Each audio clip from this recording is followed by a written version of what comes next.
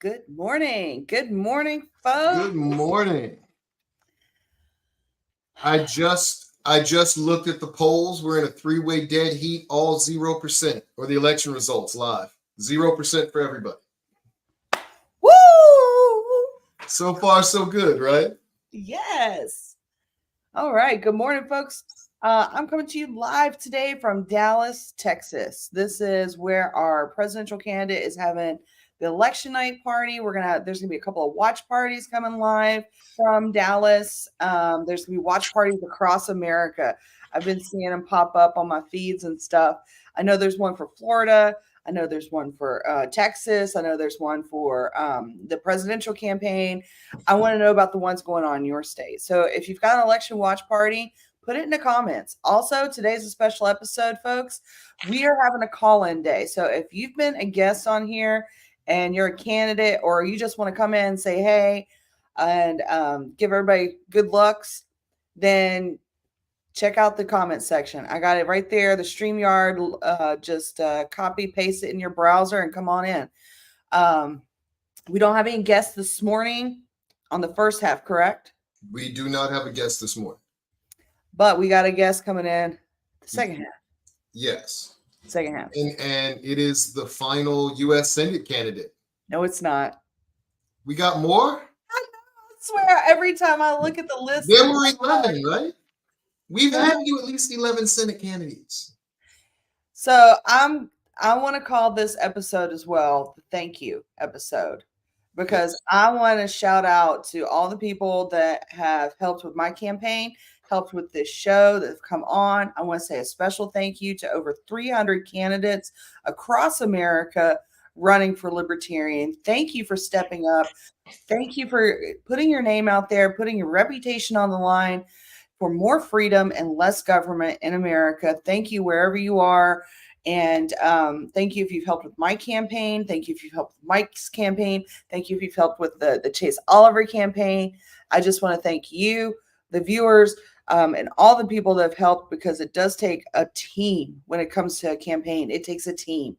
So, Mike, you go for it. Folks, by the way, I want to say one more thing. I don't have my campaign update ready to go because I didn't get in till last night at 3 a.m. We've got our first guest. I'm going to bring him on right now. I'm just going to bring him on. We're going to bring on Joe. It's Joe Hanoush. Hello, guys. That is the beard. That's what I call him, the beard. So anything interesting going on today? You all just hanging out? Yeah, we ain't nothing to do. I think picking up my stepmom. She flew in on Sunday, and we're going to go to the commissary on base because she loves grocery shopping, and my daughter wants to make kimchi with her. My dad married a Korean lady, so, my stepmom's Korean. So I'm going to do some shopping, standing Pretty chill day. Pretty relaxed, right? A friend invited me to an election party later on, and I'm like, man, I can't go to one of those. And they said, why not? I said, he said, people lose all the time. I said, normally they're surrounded by supporters who love them. Half the folks in this place are also Brooke supporters. And I'm liable to punch somebody in the mouth accidentally because, they Don't have go alcohol at the party. Yeah, don't go there. Yeah. There's no profit in it. Yeah. All right, Joe, you're a seasoned candidate. This is your what? How many runs have you done now? This is my fourth. Fourth run. So you are a veteran when it comes to election day fallout. Just got to know what's your go-to? Do you have a ritual? I've got a ritual, but I want to hear yours first. My first campaign, I actually had a party. Like, we went to a local pizza joint, and we all, everyone associated with the local Libertarian Party here, and some of their friends and family. They came out, and it was fun. Like, we got to talk to each other, and it was good because I didn't know what to expect after my first campaign. So it was good to have support people there. I got my lowest vote total after the first campaign, and it was lower than I was even thinking would happen. So it was nice to have. How low was the first one? How low was the first one? 1.7. Well, how many votes though? It's not about 1,400, I think, or great. Yeah, somewhere around there. To me, that's 1,400 people that said a couple of things. First, they said, we want Joe. We know Joe. We want Joe. Second thing they said, we want another party. We want a third party representative in Tallahassee. Third thing they said, screw the two parties. That's what they said. And to me, those all make for great future libertarians. And hopefully they'll be engaged, dude. Like, hopefully they'll get engaged and realize that you can't just sit home, because sitting home is the same as letting them win, because they have people singing in the background with them. No, I agree. If you don't run, you got 0% chance. You end up with zero on your results, 0 votes, 0 people, planting the seed of liberty, and having 1,400 people vote for their first time for a libertarian. So it is a big deal. I am glad I ran. I'm obviously 4 times in now. It's I believe in running for office, and it does plant that seed of liberty. You get the message out there. You get the other two parties scared of you, and it's a process. You build it up, and so it is what it is. But I'm happy. But the last couple times, I basically just sat on my couch and watched the results come in, and because I was interested in other people's, my first campaign was all about me, so I was very selfish. The second, third, and this one has really been about kind of other people. I've been kind of focused on how other candidates are doing, how other campaigns are doing, how what they're doing, and so I've been watching other people, and I wanted to see their results come in. So yeah, even more so this time around than ever before, because here in Florida, and Feena included here, obviously, we have a great set of candidates down here. The 9 candidates running in Florida right now, they're all amazing. I'm on the bottom of that list as far as the great candidates here in Florida. None of us are on the bottom of that list, because I agree, Joe. And this weekend, folks, we went to the Cannabis Fest out in Mount Dora in Florida, and it was me and Joe and Mike Simpson. Yep. And Mike Simpson, he used to be an elected official, right? Board of Soil and Water. Yep. And now he's running. And my favorite thing, I something about Mike Simpson when he says this every time, he's got a beer in his hand and a cutoff tank top T-shirt, and he just says, "I don't care if you vote for me. I'm just saying, hold your candidate accountable. Hold your guy accountable." And he's always got a great message on his shirt too. He talks very well with people too. He's just an awesome candidate, honestly. Yeah. But we ran out of propaganda this weekend. Good. That's the whole point, right? What's the point of it having leftovers, right? No, yeah. It was great. I was very happy handing out your stuff and Chase Oliver's stuff. And remember, we were was it 2 weekends ago or I don't know how long ago it was, but we were down in with Nathan Slusher, another great candidate over there. Mm-hmm. I know before that you were over with Joshua Krakow. Yeah, another great candidate over there. Mm-hmm. Matt Johnson, obviously my own county affiliate. We've been kind of promoting each other there too. So it's a lot of great stuff. Yeah, no. Yeah. So it's good. We need more of us. So I'm actually very motivated. I'm even more motivated now than I was 2 years ago for the upcoming 2 years. You know what I mean? Mm-hmm. So I'm already excited, and I can't wait for tonight, obviously, and I probably should be going out to my local polling place, but I checked this and I was like, oh, here's Mike and Feena. I'm going to check in with them. I actually was just eating a peanut butter sandwich before I'm going out to the polls, but I am going to do that. I don't know if you guys got someone else in lock for here, but no, I'm about to share this in our little group chat we have for Florida candidates. See if I just shared it on Twitter. That was the clicking. Nice. Yeah. So I'm hoping folks come on and just share with what they're doing for campaigns, how they're celebrating. So folks, my ritual for election night, cookies and milk and watching the numbers come in with a sour face, but just cookies and milk. Oreos, preferably. I like Oreos. I also Oreos. Like a cookie. You can't go wrong with the Oreo. You really can't. Love it. Best thing ever invented. After pizza, of course. Pizza and Oreos. Are you a dunker for Oreos, or do you take it apart and all that sandwich stuff? I used to do that stuff. Now I'm just I'm just shoveling it in my mouth, basically. Don't even dunk, just completely raw Oreo. Yeah, there we go. Just take it all in. I love it. No, but milk and Oreos actually sounds good. I don't have either one of those in my house right now, but I might go. I don't know. I might go to Steak and Shake on the way home and pick up an Oreo milkshake. There we go. So I have the milk and the Oreos in there. That'll be my little way of celebrating. I'm gonna meditate. That's gonna be my thing. I'm gonna meditate. I'm gonna pray, and I may not have rolled a gram just to see what would happen. May or may not have done that also. And again, cannabis should not be illegal federally, and nobody who put people in jail for cannabis should be running for president while she admitted to smoking it. Didn't she admit to smoking it? Who? So I don't know, dude. I don't like either candidate. That's why I'm a Chase Oliver fan. I really think we should be supporting Chase, but so our party dynamic has been messing with me, and I'm gonna meditate, I'm gonna chill, and I'm gonna get closer to Ja.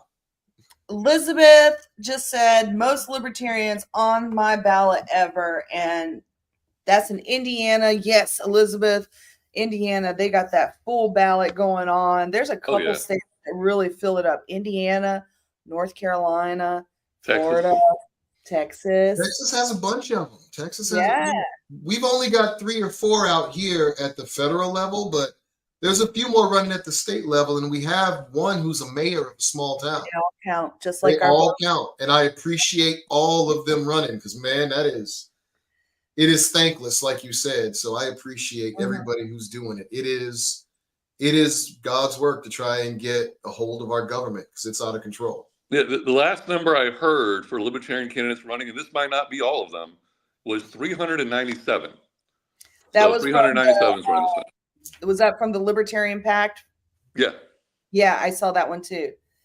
I saw you got 100% on that pack too. Yeah, I did. I know how to do it. I'm a libertarian. Hey, I know. I know how to do it too. I gave a freebie though. I gave a freebie on there. I was like, you know what? I'm gonna click this one because I didn't want a perfect score. I know what the right answers, the right libertarian answers are, but I was like, you know what? This one I'm gonna be different. I don't want to 91. I got a 91 too. You must. But I did what I actually thought. I was like, no, I'm going to give what I actually think because all libertarians. Yeah, but that means you're really crazy, Joe. You're 100% libertarian. You want freedom for everybody. I'm that guy. You found the one person. Oh my God! All the freedom, no authority at all. Wow, I love it. My motto since my last campaign, and I wish I would have thought of it sooner, was get government out of it. I was actually on West 2 News. That's the Central Florida NBC affiliate. I was on a debate with my Democrat and Republican opponents. And even the host said, like, before one of the questions, like, Joe, I know what you're going to say. You're going to say you want the government out of it. But, and then he asked the question about something. I was like, look, I'm going to be consistent. I want the government out of everything. And I was very consistent on that. So, yeah, I mean, getting the government out of everything is what I did on the Liberty PAC thing, and I got 100% out of it. So I agree with the questions, I guess. Yeah, they're agreeable to me. Yeah. All right, I'm going to, if you guys are cool with it, I'm gonna play a commercial because if we don't have enough people coming in and on, all right, that's fine.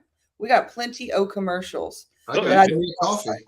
Dan, you guys can kick me out whenever I want, whenever you want. Stay as long as you want until you got to go wave signs, man. All right, I'll chill until you guys get someone else here.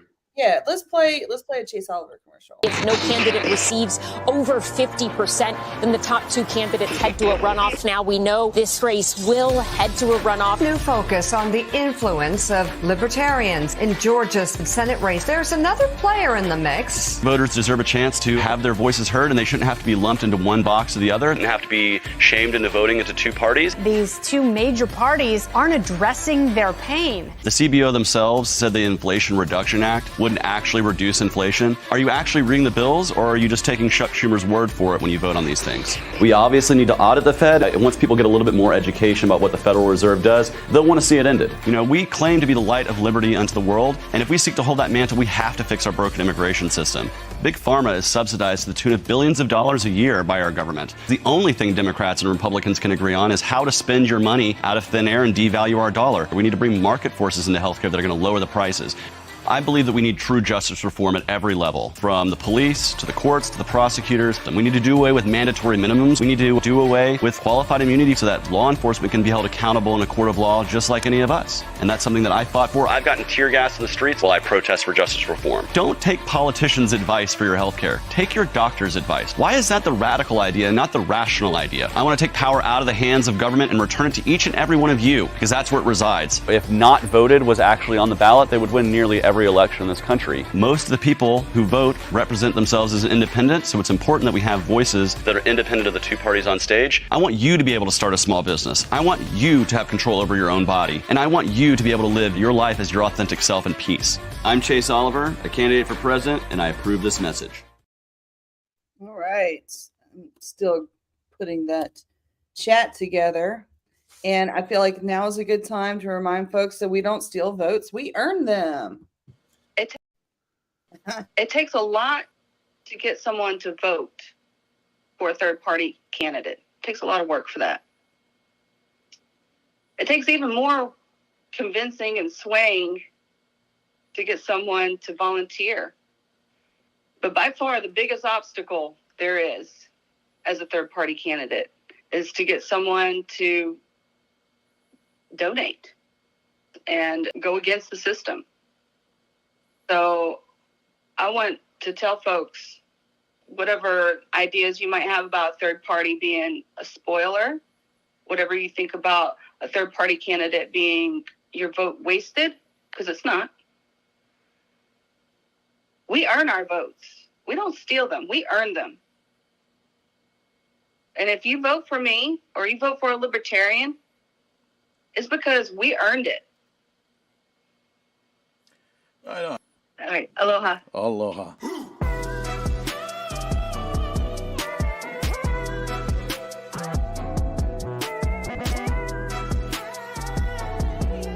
Rabbit Holes is a Manava Cow production. This episode was produced by Kadika Hoke and Sarah Rodriguez. Make sure to subscribe and follow on your favorite podcast platforms to add our weekly episodes to your queue.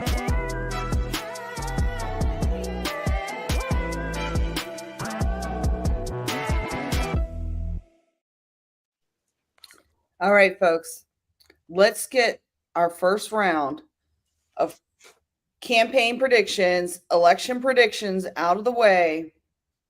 By the way, Mike, I have a really special guest coming to us in a few weeks that I met from the Cannabis Cannafest out in Mount Dora. She was with the, I think it was called Florida Grow or something like that. But anyway, she lives out in Maryland. And her, I'm not sure if it's her husband or her baby daddy or what exactly it is. Her significant other, right? Her significant other is in jail right now in the state of Maryland for a marijuana charge. Wow. They put him in months, I don't even think it was months. I think it was weeks even before they completely made recreational in Maryland. And they didn't expunge it or pardon him? No, he's still there. And so, but she's coming on. I went ahead and scheduled her because if I got somebody right from me, I'm gonna go ahead and schedule them. Yeah. And so she's gonna be coming on soon. I wanted to share that with you. So, what do y'all's thinks on recreational marijuana initiatives across the nation? I know it's on Florida's ballot, and I'm not sure if there's any other states that have it on their ballot. If you've got it on your ballot, please let me know in the chat. But I think it's going to pass in Florida. Go ahead, Joe. I think it's going to be close. I think it's going to be very close. But I will say this: in Florida, it does take 60%, and if it passes in Florida, which is a Republican-leaning state, it'll probably pass any other state that it's in. But they might have lower thresholds and hopefully more not leaning so Republican, and hopefully to get passed. Yeah. I hate the idea that we even have to have the discussion, because weed and hemp products are good for textiles. There's a thing called hempcrete, so they can use it in construction. Yep. They use it in hemp plastics that are actually biodegradable. Yep. It is medicine. It's an intoxicant. It is an edible plant, or an edible flower, and an edible seed. Yep. That thing is a miracle. And the fact that it's criminal at all and not super crop to help us bolster our economy, since it's failing, and they decided to make it Schedule 3 instead of decriminalizing it federally, because Uncle Joe is in bed with the prison lobby. I sound like a crazy person. And by the way, you know, Kamala Chameleon, she in there with him too, because she was the top cop in Cali. And all these cats are telling you whether or not you can smoke weed. Ain't none of your business. What we need to do is decriminalize it. That way we can actually study it and study the effects, because the bull crap that they study down in Mississippi State or wherever they've allowed the one place to study cannabis, and it's not the stuff they smoke on the street. These people don't know what we're putting into our bodies, and we're lucky in Maryland. They have a really good, and it's fairly stringent, but not overly so, testing thing. So I really don't like people telling me what I can and can't do. And the fact that all these questions infringe on our freedom to do what we want and ain't the government's business just gets me. So I hope it passes everywhere, and I hope they let those folks out. And all the cannabis taxes that they're taking in, those evil taxing bastards, should go to reparations for the cannabis incarcerated. Yep. That's my whole thing. So do I think it'll pass? Man, you can never tell, because they might do something finagly with it just so they can argue about it next time too, because that's what they keep doing. Yeah. Nothing's fixed. Mike, you hit on all the points right there. That was awesome. Like, that should be I'm 91% libertarian. You speak it better than I do. I'll say that. You speak it better than me. And I'm 100%. So, you know. Thank you. That's still an A, man. I'll take the 91. I know, right?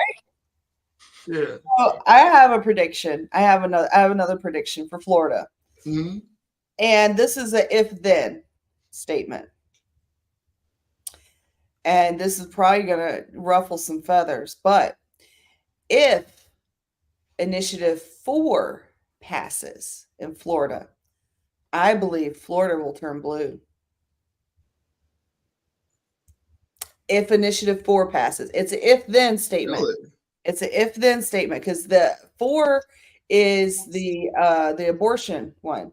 And I feel like if they got enough people out there to pass it, which is 60%, like Joe said, then there's a good chance that Florida will turn blue. Now, I'm not saying it's going to pass, and I'm not saying that about the marijuana thing. Now, turn blue, or just have some blue highlights here and there, like a couple of blue guys get in federally for a couple of minutes, like a season or two? Or do you think it'll flip the state? You talking about 2024, or you talking about in the future? Yeah, I mean, is it going to flip the state just now, or is it going to flip the state and actually we're going to be? Oh, I don't think it would. I don't think Florida would flip like a permanent color. Okay. Anybody that thinks that Florida is a solid color, I think they're not giving enough credit to the people that are here or in Florida, because it is diverse. Over the majority of the people are non-party affiliated. There are third party, or better speaking, they are non-Republican or Democrat. They are not neither one. That's the majority, and that's really the reality of America at this point. That really is. Anywhere between 57 and 63% want a third party option, yet they tell us over and over again we can't win, and I don't get it. And in an election year where we're supposed to be rocking and rolling because everybody was falling apart, Democrats and Republicans getting along, cats and dogs living together, and just, it's a mess. And what do? Our national party fractures, and we have classical liberals going at it with Mises folks, going at it with Maggotarians, and instead of crashing and getting some of that percent. Yeah, I have not heard it yet. The Maggotarians. That's Magatarian. it kind of Hashtag Magatarian.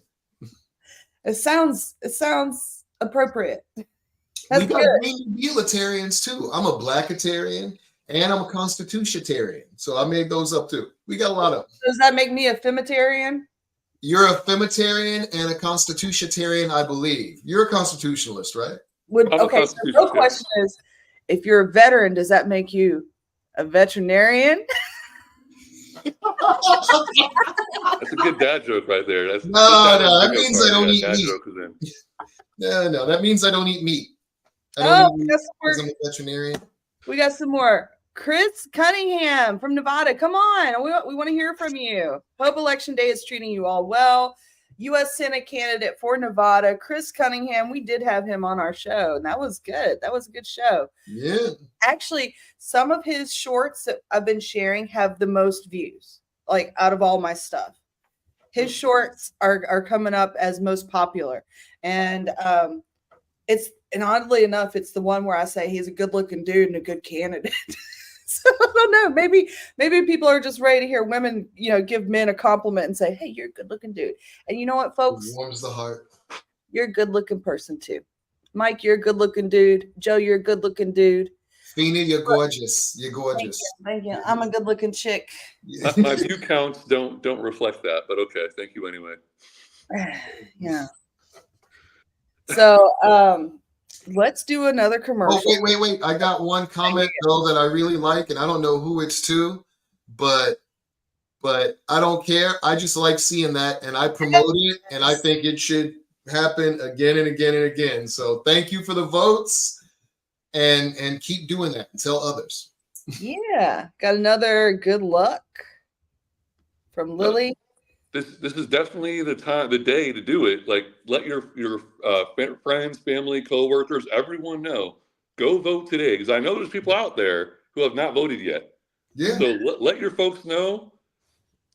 Go vote, because that's the most important thing right now. I know in Florida, it's I think 60% of the voters voted already in early voting and vote by mail, but that still leaves another 40% potentially to go vote. So remind your friends, neighbors, everyone, go vote today if they haven't voted already. And actually think about your vote, because a lot of folks just vote automatically Democrat or Republican because they can't stand the other candidate. Really give it a good thought and think about whether or not your candidate is doing what you need them to do, because most folks don't love their candidate. And then research other options, because most of us want one. We're just too afraid of the other guy winning. Screw that. We lose if they win. And let me tell you, folks, if you are not happy with your current situation, your current government, do not keep voting the same people in. Vote those incumbents out. There's a lot of folks that are in office right now that were in office in 2020. And if you don't like what happened in 2020, you should vote them out. Yes. Vote 100%. them out. I'm going to piggyback on what Feena just said. When in doubt, vote them out is what I always say. When in doubt, vote them out. So I said anti-incumbent campaign. I've been saying that forever. I said, if you are in office, I can't vote for you right now, because let me play another commercial. I want to play another commercial. Y'all know what's coming.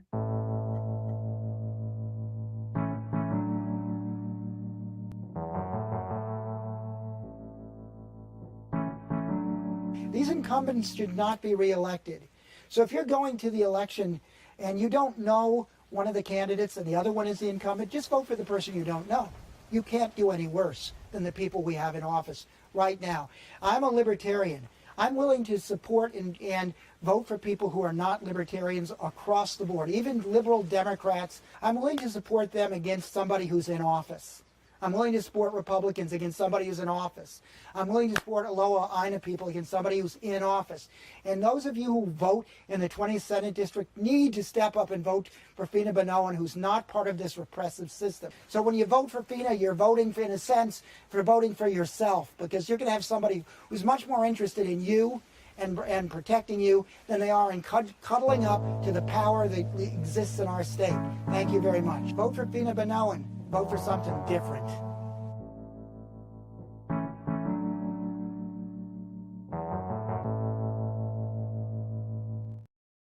So that commercial was from 2020, but you saw the passion in her voice. Mm-hmm. You saw the heart, and she's right. If you don't know who is on your ballot, then vote for the person that's not in office. You can't do any worse than what we have right now. And that was really true in 2020. Oh, yeah. Well, so I'm a fairly informed voter. I actually researched the stuff, and half the candidates on there I'd never heard of. And I was like, for judges, they had 4. And I'm like, there's 5 names. And I'm like, I don't really know anything about these judgeships. Why would I want to vote for this? And there's other things like that where they had other questions. And I know how they misworded the question that I hate. So I'm looking at these other questions like, what the hell? I'm not informed enough to make intelligent decisions, and my vote counts as everyone else's. So with the judges thing, I will say one positive thing that came from me going to all the political hobnobs across the state, other than finding out who the judges are, shaking their hand, and getting to know those races,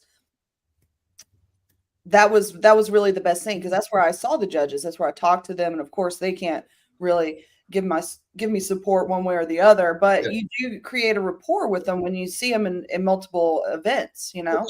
I met them, but I still don't know anything about them. I don't know how they rule. I don't know even what they're over. I just know, hey, that one's nice, that one's kind of a jerk, you know. That one's hot. Yeah, I don't know, you know. One of them's really hot. Down to quality propaganda. They need to have quality propaganda. A lot of folks these days, their propaganda is, and I'm gonna call it propaganda. I'm gonna continue. I know it ruffles some feathers, but a lot of folks, all they have is like their name, a picture of them, maybe, and their colors, right? What I used to do when it came to judges. Well, I was just gonna say real quick. What I used to do when it came to judges, now I just vote against all of them. But what I used to do when it came to judges is whoever was a former or current public defender is who I will vote for. And the reason behind that is where our incarceration rate in Florida, if we were our own separate country, would be like #1 or top 5 or whatever countries in the world. So we are over incarcerated here. So I would automatically just defer to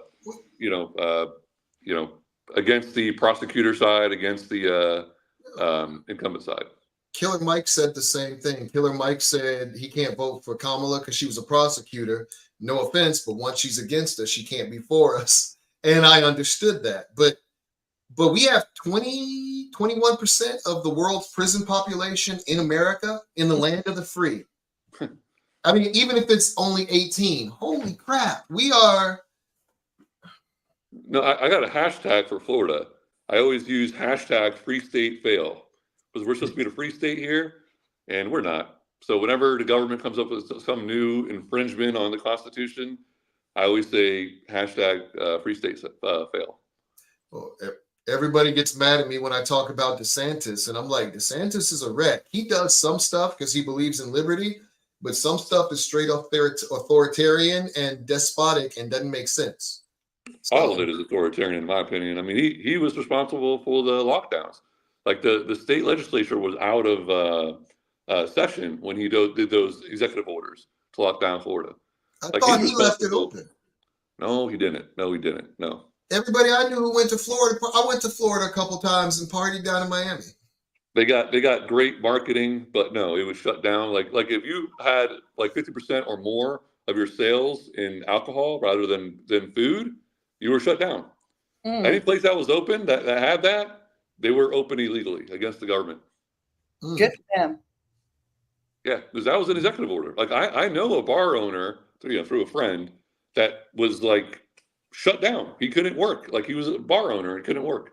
This is the stuff we don't realize. And people call the lockdown we had up here when Hogan was governor, my opponent, they call that a minor inconvenience. And I'm like, they legit wrecked the economy, mandated the jab if you wanted to keep a job while you were shutting all the other businesses so you couldn't get another one.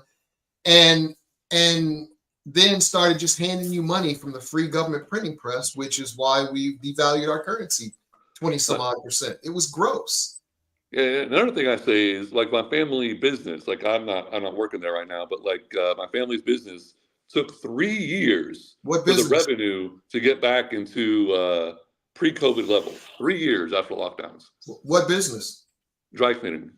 Plug the family business, man. Go plug it. What's the name of it? We got 3 of them, but the main one is NE Cleaners. It's over here in Ormond. Cool. Yeah. Yeah, I know a guy who bought a dry cleaner. It was black owned, and then a white dude bought it up the road, and then COVID hit. Because I would go in all the time. I was working a job where I had to wear a jacket and tie, and I was there all the time. And COVID hit, and it went down like between like 70 and 90%. Like, for real, it took 3 years for revenue to get back up. Wow. Like, it was crazy. Yeah. So shut down, it happened here. So. Yeah, it did. So I got another commercial I'm going to play. It's a short one. Attention, Florida. We believe in maximum freedom and limited government. There will be multiple libertarians on your ballot this November. So take a chance on something different. I'm Feena Benoit, and I approve this message. Short and sweet. Just want to put it out there. Multiple libertarians on your ballot this November today.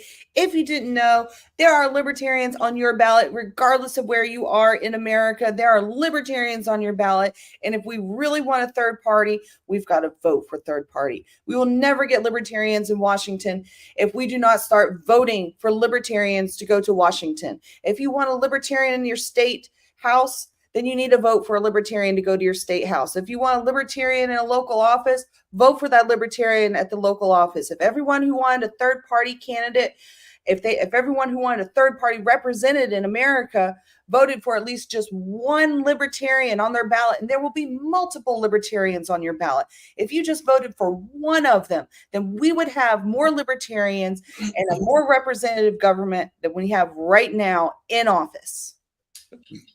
I had 3 of them on my ballot. Actually, technically 4. I had Chase Oliver and Mike Tremont for president, vice president. I had Feena Benoit for U.S. Senate, and I had myself for state house. So there you go. Rock and roll.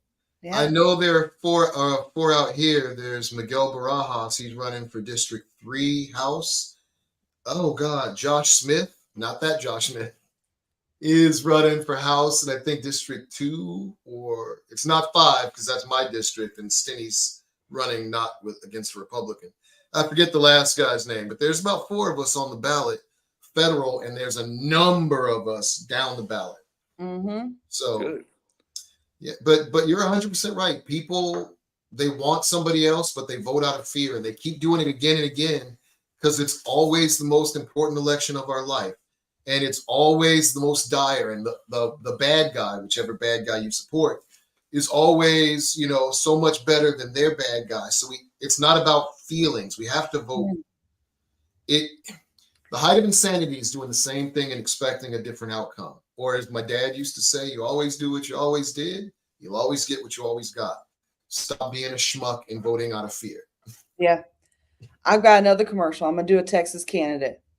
Hi, I'm Ted Brown, Libertarian Candidate for U.S. Senator. You don't have to vote for a Democrat or a Republican and choose the lesser of 2 evils. Ted Cruz and Colin Allred don't care about you. Declare your independence from politics as usual. Vote Libertarian. Vote for me, Ted Brown, and I approve this message. Short and sweet. Love Ted Brown. I hope I see him tonight at this event here in Dallas. So we've got more comments. Let's see what we got going on. He's a really good dude. I did just hear from Nathan Slusher. He says he wants to come on, which is great because he's got a great goal out there in Titusville. He's going to be going around to all, I think he said 15 or 16 polling places today and saying, hey, waving. Now, folks, I'm going to tell you some. Ooh. And Nate's intense. He's a good dude. I listen to him. He's intelligent and he's very libertarian. He's good. He is a great candidate. I think he's probably out of all the Florida candidates, I think he's probably run the most organized and well put together campaign. He's probably the most electable libertarian in an electable race. He's got the family roots there. And he put a lot of effort into there. There's a lot of candidates out here in Florida that have done that as well. Joshua Krakow, like I said, down in Fort Myers, has been putting in the work. It's all about, you make this campaign what you want to make it. You make sure you're having fun first and doing what you enjoy, because if you're not enjoying the process, if you're not having fun, you're not like living it and having fun, then you shouldn't put as much effort into it, you know, and that's okay, because we need candidates, period. But the ones that are working hard, you're doing great, and thank you for doing that. Man, media blackouts. Dude, you guys rock for stepping up, and thank you again. We can't thank you enough, Joe. 4 times. I don't even know if I'm doing this a second time, man. Do it. That's rough. You got to run for re-election in 6 years. Do it. No, but I've always, like, I was a complainer. You know, I really would complain about the crap choices on my ballot. By the way, I still do that. Luckily, I didn't have to do that for the presidential race or the Senate race. But man, up and down my ballot elsewhere is just crap. And I'm being the change I wish to see. So I encourage everyone to be that change that they wish to see. You know, be that candidate. If you want a libertarian on your ballot, be that libertarian. So I'm already going to be running in 2 years, and yeah, I'm. People might decide and let you go. I mean, AOC was a waitress, man, or a bartender. So I mean, people can get in there. Right. There's nothing stopping you. I love about Joe's campaigns. Well, I love about yours. And I just found this out this weekend when we were working the booth. I didn't realize that you get the signatures. You go out and you get the signatures. In my first and third campaigns, I qualified by signature. The second campaign, I was 40% there. And then, again, I go back to DeSantis shutdowns. DeSantis shut down the state. I wasn't able to go to the library anymore. I wasn't able to go to DMV anymore.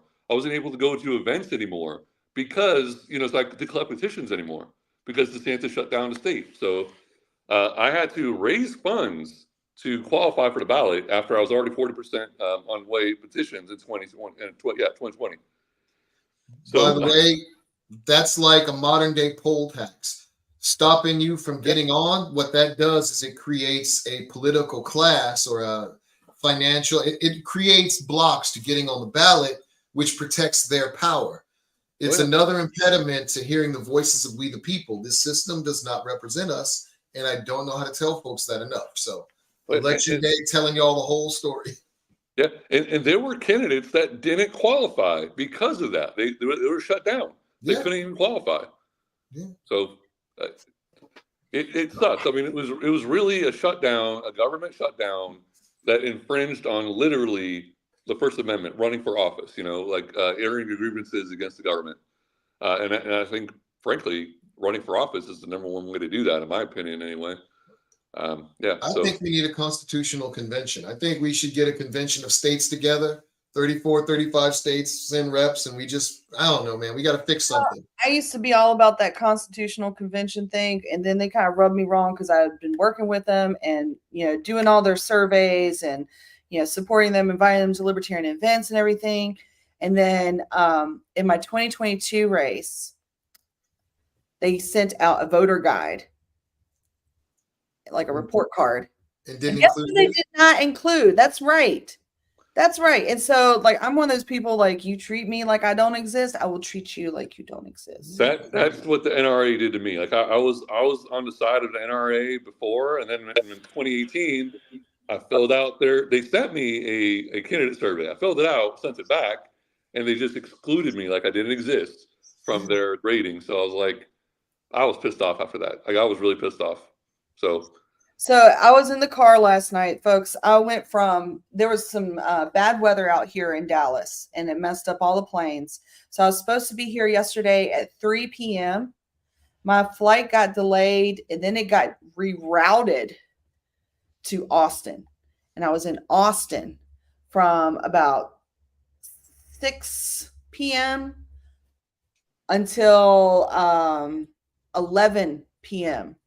when they had already they put us back on the plane and then took us back off the plane, because after they loaded us on the plane, they're like, actually, our flight time is timed out. They knew that it was going to time out. Why did they even put us on the plane if they knew it was going to time out? Like, you know ahead of time if your schedule's going to time out. You know when you've got to go off the clock, right? But they put us on the plane, loaded us up. And anyway, so when we were unloading, they didn't even tell us to unload. There were just a few of us that got the little email message that our plane was now delayed until it's supposed to arrive now. The same plane that was supposed to arrive at 3 p.m. yesterday is going to be arriving after 4 p.m. today. So me and 2 other people on the plane, we're like, let's just go together and get in on a rental car. One dude was from Florida, and he was he's a horse judge, so he had to judge horses in the morning. The other guy had to go, like, he had to work, and so, and I was like, huh, you guys, I'm not telling you now, but just trust me, I got to get to Dallas. But while we were in the road, I gave him an earful. I gave him an earful. And so one of the things that they kept kind of going back to is they don't realize that the Libertarian Party is a political party. It is America's 3rd largest political party. We are on the same plateau, same platform as the Republicans and Democrats. We are bound by the same kind of rules and institutionalization as the Republicans and Democrats when it comes to running our party. And so when I told them about like how RFK didn't make it on the ballot and how Trump wanted to come over to our ballot and wanted our endorsement, I told him, like, that just doesn't even work. It breaks our party rules, right? Like, and it would break his party's rules. And they didn't understand that because they don't understand that the Libertarian Party is America's 3rd largest political party. We are a real party. We are a real solution. We are a real organization with real candidates, and honestly, better candidates. And most of the time, like I would say 90% of the elections going on right now, we have the better candidate. At least 90%. We have the better candidate. And like I said before, if everyone who wanted that 3rd party option to be actually voting in Washington, actually voting on the bills, if they want that 3rd party voice in legislature, then you got to vote for at least one of us. You got to, if everybody just voted for just one on their ballot, we would have them. We would have more, and you would know us. I was telling somebody, I think we should run as a block. I really do. A block of 11 libertarians coming up, fundraise if we got to do a commercial, we'll figure it out. But we come in, or even if we all do the same voiceover like they do, and we put together the commercial like we do it in front of our respective state houses. Or I loved that idea that you had earlier about getting all the U.S. Senate candidates in front of Washington. We should have maybe done that when we had the convention there. But I think, our party, our national party, got some experience this go round with creating joint fundraisers. I would like to see some of those joint fundraisers for our candidates. I think that'd be really beneficial to our party in our campaigns. Some commercials. Like, we had a joint fundraiser for the U.S. Senate candidates, a joint fundraiser for the U.S. House candidates, and that's where we could really build, like you said, that block, that libertarian block. And so, and we could even, of course, everybody has their own brands and designs, but we could kind of streamline it. We could make it look more cohesive. And let's see, Chris Cunningham just said, should definitely look into streaming as well. Much cheaper than traditional TV. That's true. That's true. Yeah. Yeah. So another one, Frederick, he said, because they get penalized for not boarding, they have to go through the motions. He's talking about my plane trip. Yeah. So, yeah.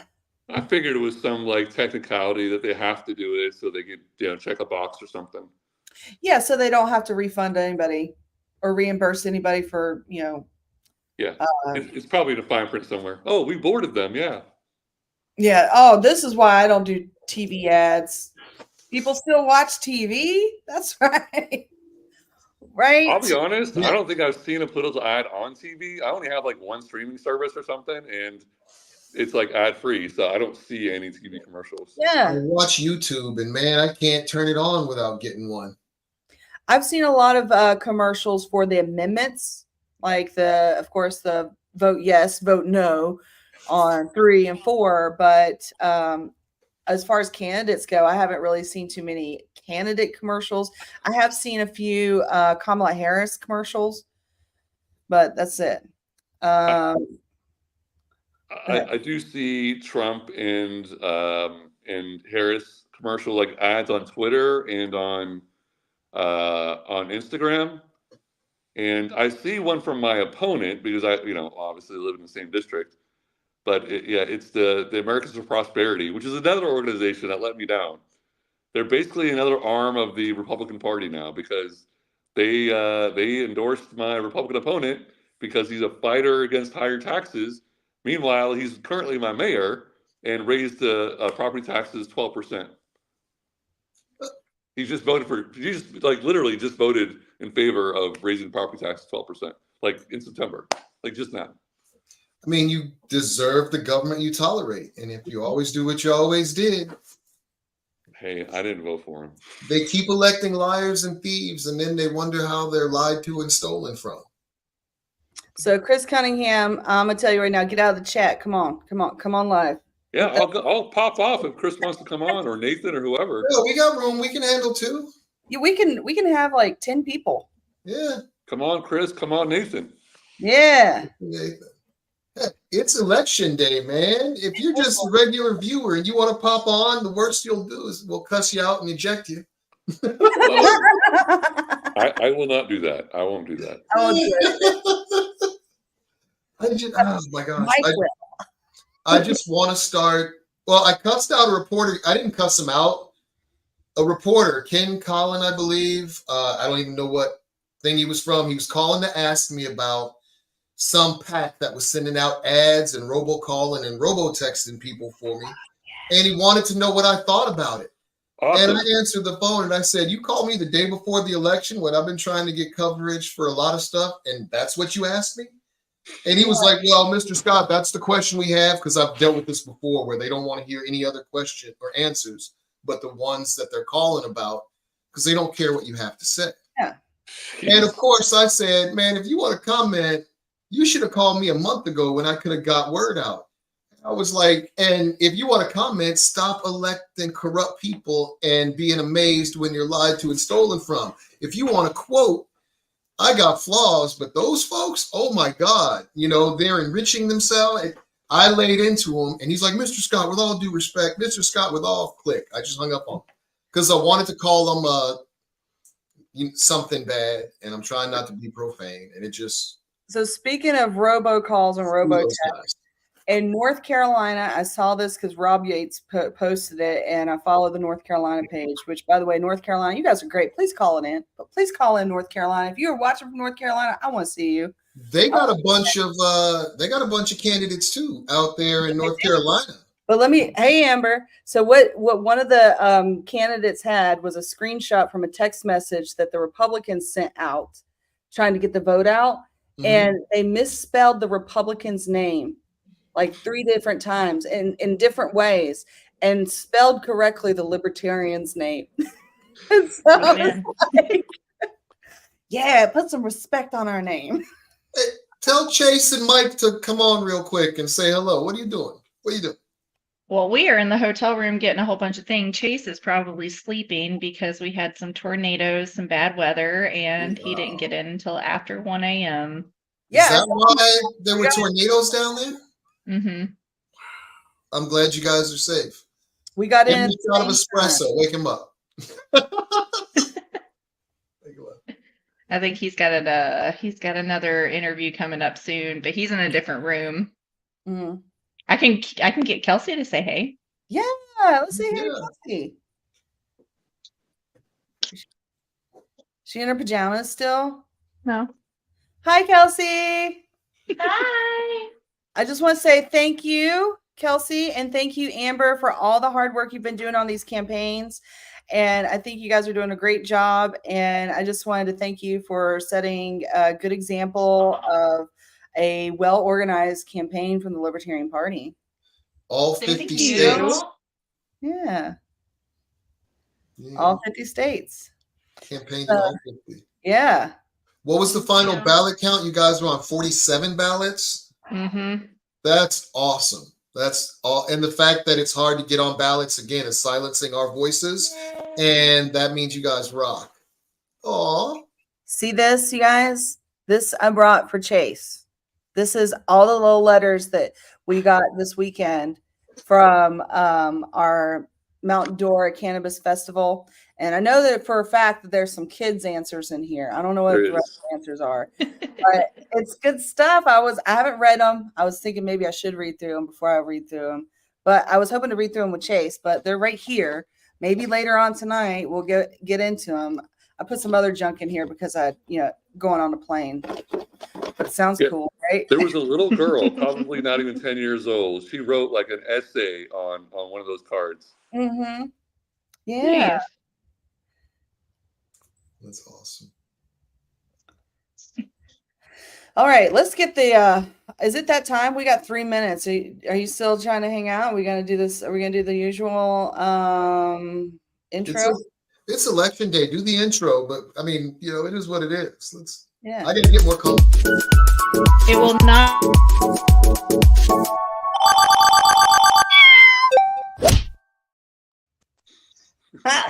Was the cat added at the end? Because I don't remember the cat being on. It's always been It's there. always been there. That's my favorite part. I thought you added it after the baby Keith.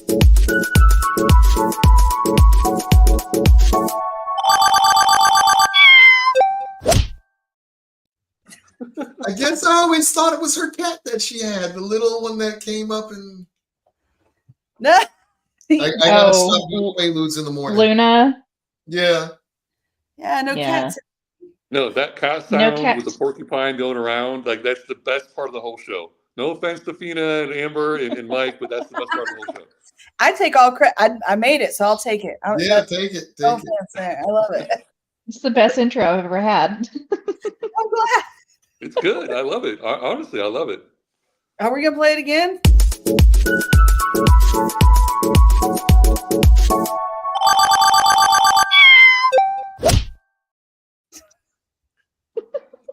So is Chase having fun at this election party? Is it hopeful? Is it festive? Is it, rock and roll?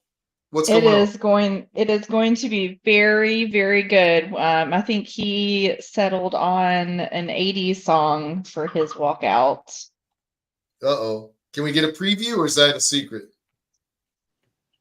Kelsey, can I share Chase's walkout song? Yeah. Is it Freedom by George Michael? George Michael?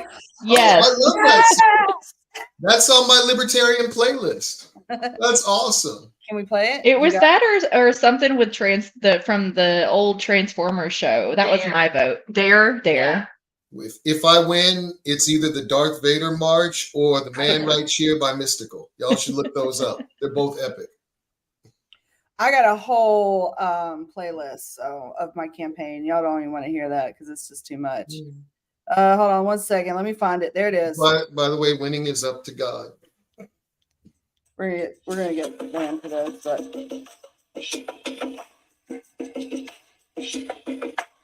It's like an 18-minute song.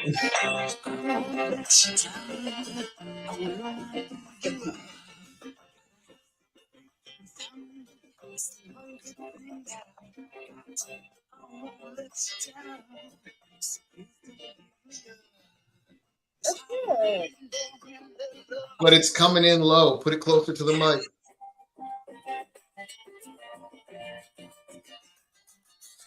Yeah, I don't know if that's helping. But yeah, we got it. That's awesome. That's a good song to come out to. That's a good song. You did good choosing that one. I would have chose Beyonce Bodyguard, but that's just me. I think that's probably would have. Y'all don't want me to choose music. It's just a bunch of screams and pig squeals. What I listen to. Screams and pig squeals. Yeah, Joe knows. Like or what are you talking about? Like metal, like. So my pre-gaming for election week was going to see Wage War, and I got kicked in the head. It was great. So you were in a mosh pit somewhere. Yeah. Cool. Yeah, that's the mosh pit action there. Wow. Too old for mosh pits. Yeah, I haven't been in mosh pits since like my early 20s.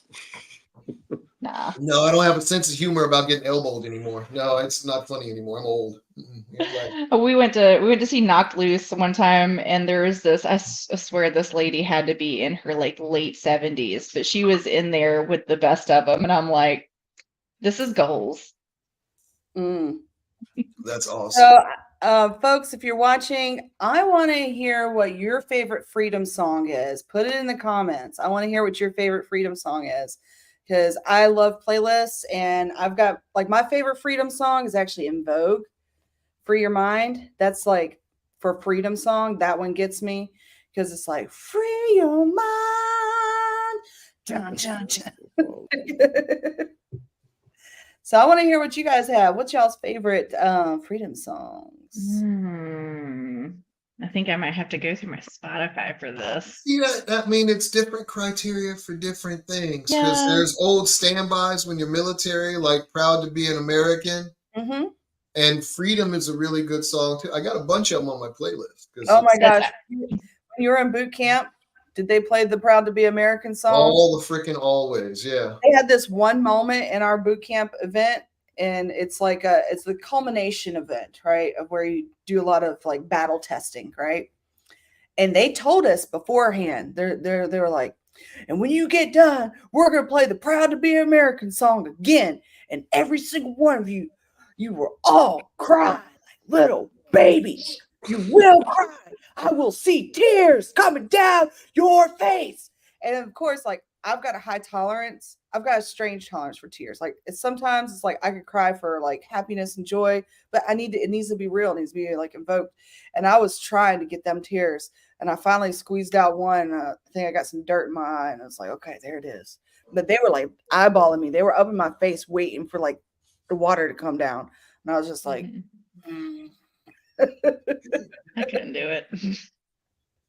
I hate that Proud to Be an American song because they played it so many times on 9/11.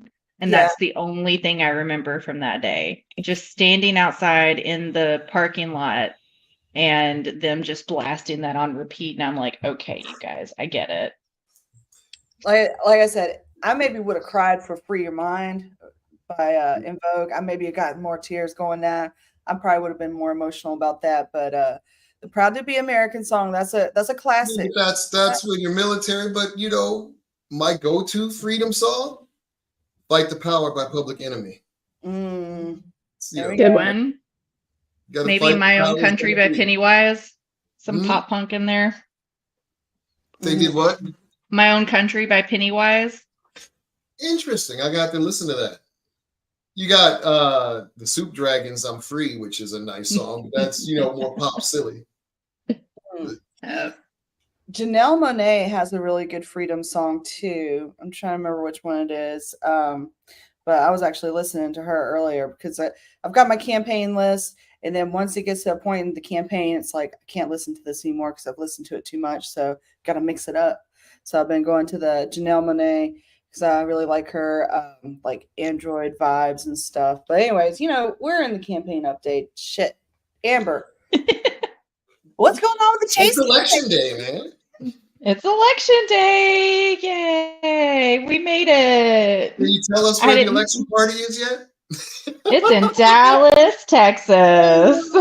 Spoilers. Where most of us are. Yeah. I know Feena's here. I can see the walls.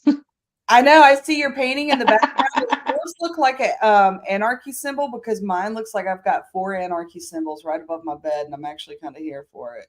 Yeah. Yeah. It's nice. I like our little bedside chairs too. Does your bed have studio lighting? Yes. I've already made jokes about that. Especially because it's pointing to the chair. Okay, I'm gonna turn my camera around. If I can, so you guys can see the studio lighting that I'm referring to. I was just like, "What the fuck?" You see those lights on the bed? I got them pointed at me, but they are originally pointed down. It's just kind of like, okay. No, those are reading lights, right? Reading lights. Because the lamp beside the bed is. Or that Bible next to it, right? Or the Bible. No, the Bible. Sure. I'm here for it. I'm still mad I can't get a waterbed in 2024.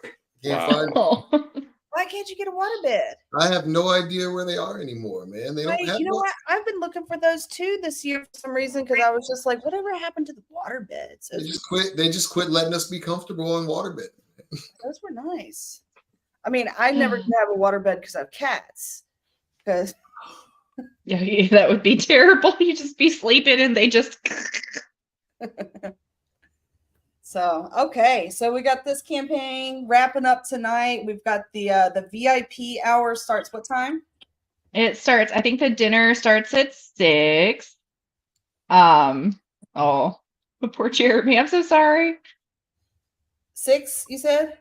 I think it's the dinner starts at 6 and then the party actually starts at 7. And the VIP event starts at what time?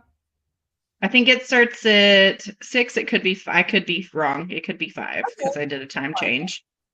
I can tell you real quick. I can pull up the itinerary. Is that Central Time? Yeah, Central Time. Okay. Central Time. Yeah. I'm an hour ahead then. Yeah. Yeah, you are. Yeah. Yeah, I almost. We'll tell you what almost happens was late. in an hour. So the cocktail hour starts at 5, and then the VIP dinner starts at 5:50. I was close. Okay. And then the general admission doors. Saw Jeremy flicking last night. I see y'all in your room staying warm. Ken and I are in the data center freezing. Well, what are you guys doing in the data center? You collecting my data? You want to know what websites I went to this morning when I first woke up? I'm eager to know. Dirty. Go chaseoliver.com. It's always a good day to Google Chase Oliver. That's right. Google. Chase, let me clean up my feed real quick and Google Chase Oliver. Go to the website. Make our IT director happy. VoteChaseOliver.com. So I plug it all the time in my posts /VoteChaseOliver.com/platform. I say, dude, you don't like who you with? Investigate better options. Solid pro limited government on every issue. That platform is amazing. Like I promote that all the time. Dude, there's no other candidate running for president that has a consistently 100% of the issues down all the way. Libertarian. Yeah. I didn't know that Chase was a Leo.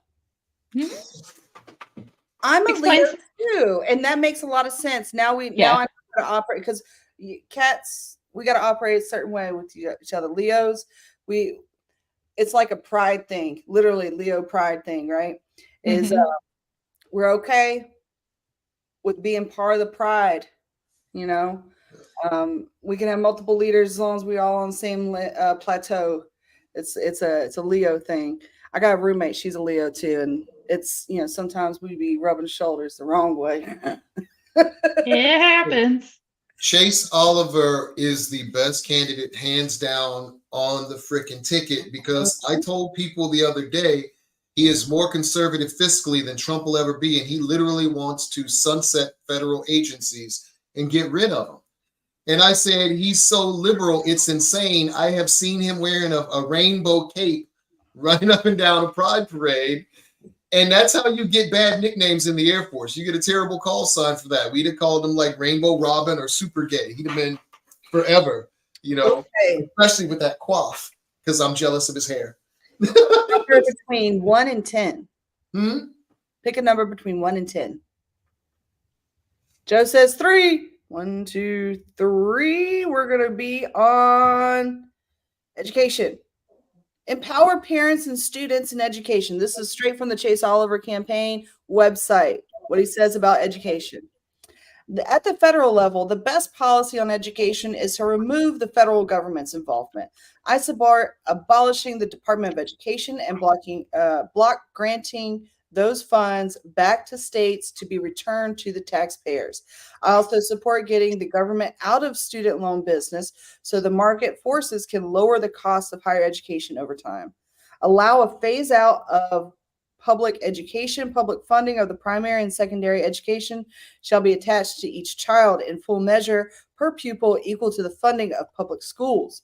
So instead of having public schools, you get a set amount of money to send your child to whatever school, whatever educational institution you want to. It's not saying we're going to like. I'm going to try and bring it up on my screen. Oh, yeah. I don't know if it'll work, So while you're trying to pull it up, I've got some data that is really cool. So we had in the last 30 minutes, now this was about an hour ago, and so around 9:30, 10, we had over 4,000 people on the website within the last 30 minutes. Nice. And that wasn't me. I just now looked them up. No, that wasn't you. But that's amazing. Yeah. That's the education policy you just talked about. And we can do it on all of his policy. He has the libertarian position. Yep. Everything's very, very nicely written out. And he probably had Lisa. Is that the libertarian thing on Mike Tremont's the AI? No, I can tell this is not Lisa. No, I mean, was it written by that, or did he sit and write it? Oh, no. No, it was Turnell. Turnell helped Chase write it. Get the language out. It's perfect. I really send people to his platform all the time because he is very liberal and very conservative. And he should be a great candidate for 2024. And I don't know why everybody isn't supporting him 100%. I am. I am. Stick it right here, You got my vote? I am. So we're 100% here. So heck, we got it. That's got it. That the verbiage that goes through a lot of hands, a lot of minds, and you can always tell if it's been really crafted and curated, because if it hasn't, there's going to be grammatical errors. Mm-hmm. If you had 3 people look at it, it's going to be pristine. Yeah, and we got to adopt Lars's voter bill of rights. Mm-hmm. Made sure that was in there. Yeah. Oh man, I was gonna say something and I lost it for a second, but it'll come back. I still don't have any comments about like their favorite freedom song, but that's yeah. I know Jeremy has to have one. Yeah, Jeremy's got to have a freedom song. Yeah, campaign is happening. Today's the day. Oh, this is I've been getting a lot of messages today.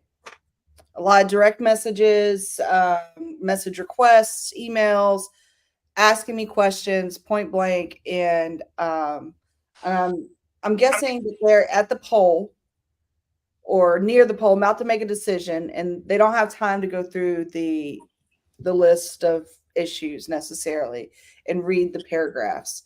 And I just hope folks, keep reaching out, because I'm gonna give you a solid answer. At this point, I don't have time to write you a paragraph special. You're just gonna get straight. If you ask me a yes or no question, I'm gonna give you a yes or no answer. But it's got to be a yes or no question. Yeah.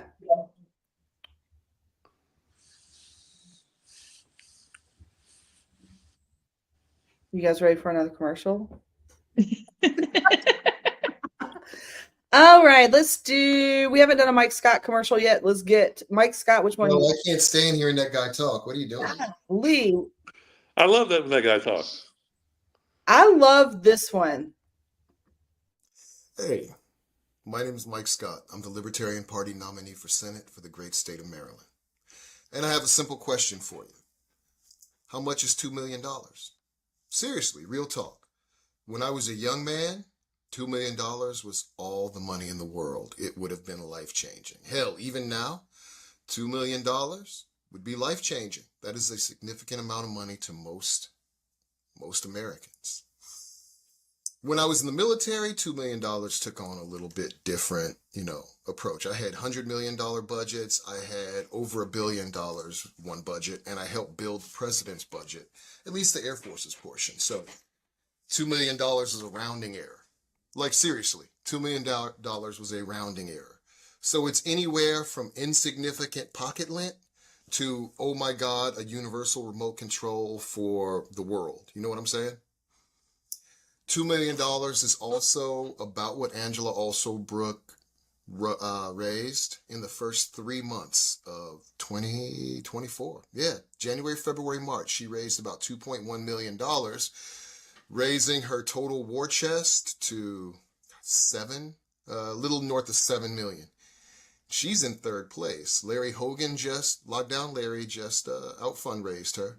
And David Trone, I think, is in first place. I can't even watch YouTube without seeing that cat's videos. He's in first place. And he's put in $18 million of his own money. And I know folks are going to say, oh my God, money is how we figure out who supports you. No, dude. Money means you're either bought and owe a bunch of favors, or you're rich and you're after power for some reason. I'm neither bought nor rich. What I want is smaller government, less taxes, and freedom for America. See, I can't stand listening to that guy talk. He talks too much. It's a good one. Okay. I'm going to share with you guys, since I haven't shared it with you guys. I know that everyone in here has seen it already, but I'm going to share it anyways because it actually is getting pretty good views. And that is the music video that I made with AI. Since we are talking a little bit about AI. I used AI a lot in my campaign. We created this AI bot to create the Imagine campaign, laid the blueprint out for how we're going to get votes out and get the Libertarian Party seen more in Florida. And one of the things it did is we had it write the lyrics to a song. So that's one AI bot. And then we took it to another AI bot where it made the lyrics into music. And then, of course, I put my own video in the background. So here is, what's it called? I think it's called Together We Rise.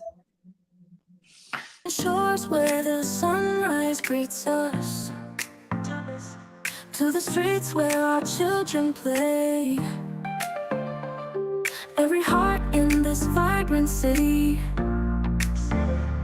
shares the dreams of a brighter day. Together we rise on the wings of tomorrow. Together we stand where one stood none. I'll be your voice and joy and sorrow. Together as one under the sun. In the fields where our forebears toiled, under skies vast and blue and bold. Florida's promise we shall cherish, guard your beauty, her story told. Together we rise on the wings of tomorrow. Together we stand where one stood none. I'll be your voice and joy and sorrow. Together as one under the sun. In the depths of despair we find our calling. In each other we find our might. With hope as our compass, no fear of falling. In U.S. your Senate trust, in Florida, I the find one, light. the only, Feena. How are you? Hi, Larry. Thank you for having me. Together we stand where one stood none. I'll be your voice and joy and sorrow. Together as one under the sun. So let's lift each other, no dream too far. As we reach for the stars in the home we adore. Together we rise forevermore.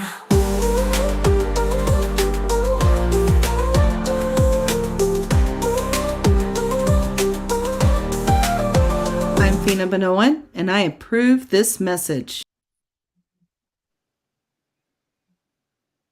Yes, that was my video. Thank you. Thank you. I liked the pop version. I did a punk version as well. And it's cool. I like it. But I really liked the pop version the best. Just because I think the lyrics go well with it. But the punk version's cool too. The punk version's cool. But yeah. So many familiar faces in that video. It was like, it was really cool. Put a smile on my face, really, just seeing some of those people. It was really good. Yeah, it's been a great campaign. It really has. I'm so thankful to have been able to be on the ballot for Florida and to represent the Libertarian Party and to represent the people of Florida on the ballot. This campaign for me, folks, has been a homecoming. I was born in Florida, so it's getting back to the roots. Like my aunt that you saw, there was a cameo of her. She was born and raised here in Florida. And like we went to like our old family home over in Sarasota, where there used to be orange groves, and I'd grow up to hearing stories about how they would be going and just picking oranges and staying out all day out in the country. And now it's different. There's an elementary school where the orange grove used to be. A lot of development in the town around. So it's Florida, everywhere's growing, but it's just been a really nice blessing to come and like learn about my roots, learn a little bit more about the Florida culture out here. And I'm just really thankful for the opportunity that I've had to be out here and do that. So I want to thank everyone that has worked on the campaign, but I want to highlight some people. I want to highlight the folks in Florida that have helped on my campaign. Of course, Joe, you've helped out on the campaign. So Joe Hanush, Joe Sokol, who's my deputy treasurer, Hector Ruse, who was my campaign manager. Those two guys here in Florida have been kind of like my Florida, or y'all three have been my Florida like handle. Y'all have helped me so much with getting used to the area, knowing the people, knowing what's right, what's not right, what's customary here in Florida as far as politics goes. Across the nation, Tim Hagan, who's also Chase Oliver's treasurer. Thank you, Tim, again for being my campaign treasurer. I think that with these sometimes with these bigger campaigns, statewide campaigns and bigger like presidential, you kind of need extra treasurers. And part of why I got Joe Sokol on is because I wanted him and Tim to kind of train, like work together and train Joe up to be comfortable doing an FEC report, to working with the FEC, because it's a different animal than the Florida state government's campaign spending. So thank you, Tim. Tim was my campaign manager back in 2022. He stayed on for 2024. Thank you. Also, Ken Mattis out in Chicago. The brains behind my AI is William Braddock in Virginia. And he's a veteran. He's an artist. He's just an amazing plethora of knowledge and experience. I can't say enough good things about him. Of course, all the donors that I've had across America. And I do mean across America, because even just getting on the ballot in Florida was no small hurdle. I've said it many times, it costs a lot of money to be on the ballot in Florida. And I could not have been on the ballot in Florida without people from Texas. I could not have been on the ballot in Florida without people from North Carolina. I would not have been on the ballot in Florida without people from Hawaii, from California, from Illinois, from New York. And that is, that's some of the safety net that you have when you are with a political party versus when you're just out on your own, independent, is you have some backing. Even if it's $5 or $10, that's $5 or $10 that didn't have to come out of your gas money, your grocery money to get on the ballot. So I'm so thankful for all the volunteers that have helped with the campaign. The 40 Hours for Freedom was amazing. I can't wait to do another one. I'm gonna do it wait after the campaign. I'm gonna wait till after the campaign. I'll do another 40 Hours for Freedom. Because it was fun. It was started now. We're an hour and a half in already. Come on, let's go. You know what, Joe? I actually thought about that. I thought about that before I'd made the decision to come out here. And I was just going to play campaign update around the clock. Just straight campaign, because we've got enough hours for that. We got enough content. We've been doing this for 2 hours every Tuesday for the last 20 some weeks now. And that is content. That's 40 hours right there. Wow. So we could do 80 hours of freedom, 40 of it talking, 40 of it replays. Well, you're the one that didn't want to do a filibuster. You were like, I don't want to do a filibuster. 40 hours of talking is 40 hours of me to mess it up. Because I have a bad tendency of talking stuff and saying things for shock value or making a bad joke. I had somebody call and ask me if I really believed in the Illuminati, since I think I offhandedly made a joke about the Illuminati. And they were asking if I was a crazy person or not. And so 40 hours of listening to me ramble on, there's going to be some stuff people are going to question. People are going to, it's the entertainment value at that point. For 40 hours, there's going to be entertainment value there. So, anyways, we got more comments. What we got from the comment gallery? Yay, Amber! Casey Crow. Casey is our IT director, and he missed me shouting him out earlier. Well, you know what, Amber? I've done my thank yous. It's your turn. Go ahead. You may come back. Comms Okay. team, Elaine, Kelsey, Casey, Sherry, my editor, Gabby, deputy director, Austin, our video editor. I'm probably going to forget people. Dave and Brian from data analytics, Evan, social media, Sarah, social media. Chase. Who else? Elaine. I already said Elaine. I think that's the whole comms team. We really. Lori. You can't forget Lori. Dang. And then Jenny was with us too. But I love you guys. Family for life. We definitely had a really good comms team, and we did a lot of really good work. And then, of course, Chase for running, Steve for carrying us, Parnell for being comedic relief, Tom and Jackson, Michelle too. We really did have a good team. I've probably said that 17 times, and I'll say it 17 billion more. Joe, Mike, which one of you guys want to go next? I'd love to thank the Libertarian Party of Maryland. Seriously, those guys have been there for me. I've got pictures at bars, pictures at meetups. The Libertarian Party of Maryland has been very supportive and loving, and my family, they have put up with me. They have been horrified occasionally because some of them are hardcore Democrats and some are hardcore Republicans. And I keep telling them the way forward, it's the narrow gate. Stick to the straight and narrow. So, but thanks to everybody, really, because if I win, it'll be because God wills it and because the people of Maryland wanted a change and decided that I was going to be the catalyst for said change. So we'll see what happens today, but I'm excited either way. And I think tonight it'll be tequila. Oh, I forgot to thank one of my the biggest supporter I have, not one, the biggest supporter, my rock, you got to thank your family.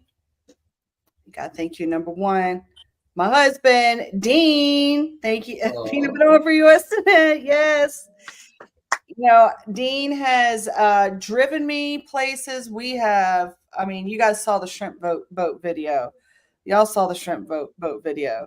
That we put ourselves through physical torture a little bit for this campaign, mental torture, of course, financial torture. You'd be mad if I didn't say that. Financial torture. So this past weekend when I was in Mountain Dora, I had booked a hotel. And folks, I've told you some of the stories of my hotels. I am not afraid of like a 2-star hotel, but I am now officially afraid of a -3-star hotel.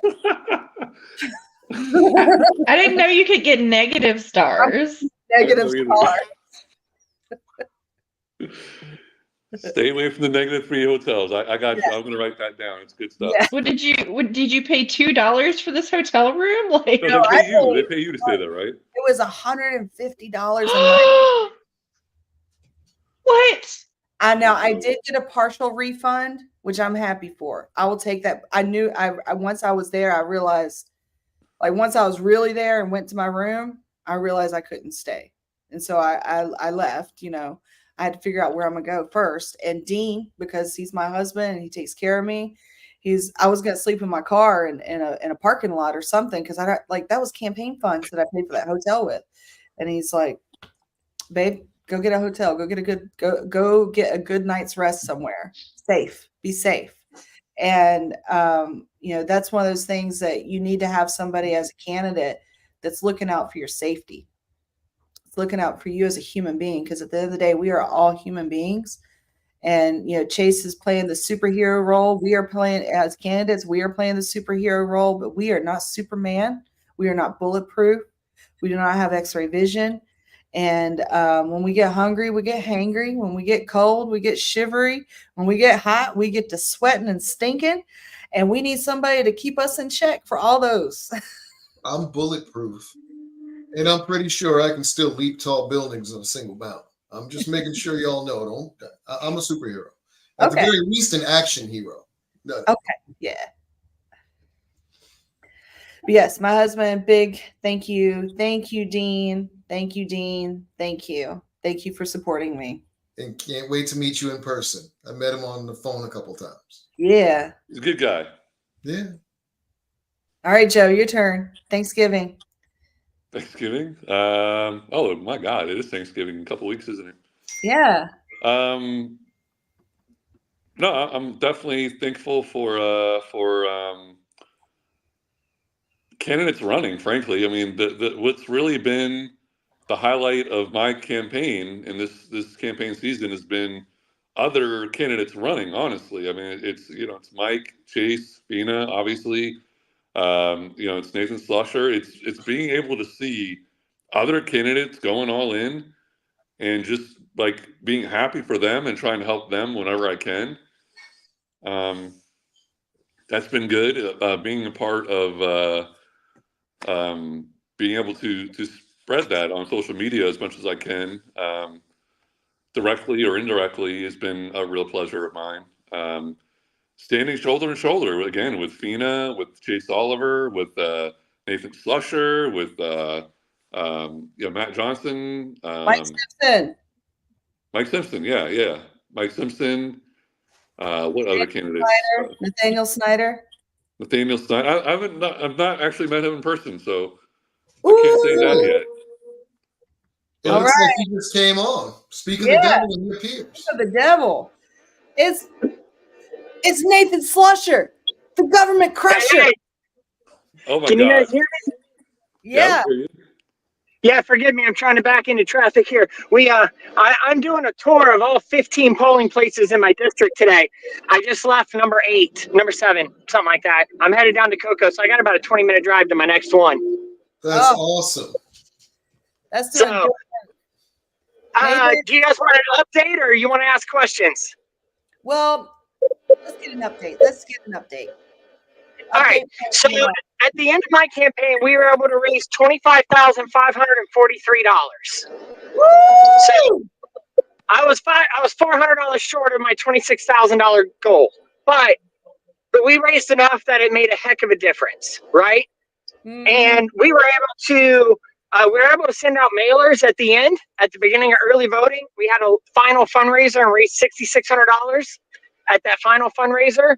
And I sent out 10,320 mailers to a neighborhood that I'm really weak in. I just didn't have many signs and didn't do much door knocking. So we decided to inundate the neighborhood instead of making out mailing lists. I just sent a mailer to every house, every business from this road to that road, and just inundated the entire area. So, and it really worked because okay. I know it worked because we had people reach out, afterwards to tell me they're voting for me now. So it did really good. I spent the last 2 days getting big signs and little signs to all 15 polling places. None of my competitors none of the candidates are competing with me at the polling places. It's not even close. Those polling places are gold. And I'm super proud of that. I got one guy at the mega church up here. He actually worked on the Ron Paul campaign, and today he decided to come work on my campaign. And his name is Nathan too, so that makes it even better. But he's out there with my signs, and he's got a big taxation of theft sign and a Veterans for Nathan sign. So he's waving up there. It's so much going on. I met one ex-county commissioner this morning. That he gave me a lot of tips. Great guy. And then I got calls from some of my competitors today that are voting for me, and they got my back. It's been wild. There is absolutely no way to properly predict the numbers here. The swing vote is too big in this district. We have forced a swing vote. So it's going to come down to what the swing vote is. And the swing vote's about 22% in the district, we calculate. None of us have the money to reach everybody. So it's going to come down to what the swing voters want. That's awesome. Nathan, I want you to know that I'm doing what I can, and I have been putting out the bird. I've been whispering in the wind as much as I can that if you don't win, you're going to be on the ballot again, and I want to see you on the ballot as our governor ticket. I think you have. I think governor's a little high for me. I've already had people asking me to run for Congress today, but if I win, we're going to start rocking Brevard County, and then we'll take a look at where we go from here. Yeah. I want to vote for Nathan Slusher. I'm not looking past today at the moment because it's such a big election. We have such an opportunity here that I am not sitting around talking and thinking about 2 years from now. I am worried about right here, right now. I think you're going to win. I hope you win. I love your passion and the fact that you're dedicated and you kick ass and you made a plan that is viable and you're going for it, man. I'm a fan of Nathan Slusher. Yes. It is. It's been a long road. It's been a long fight.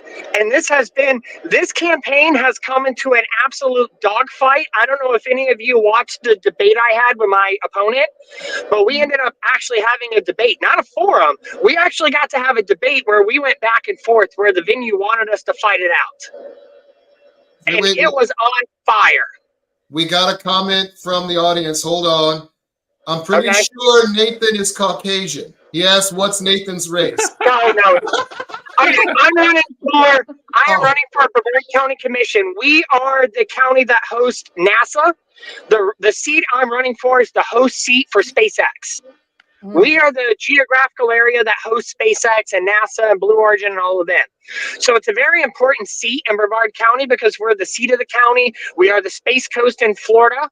And so to have a libertarian win a seat here is a massive deal because it would just send a ripple across the state that it's possible.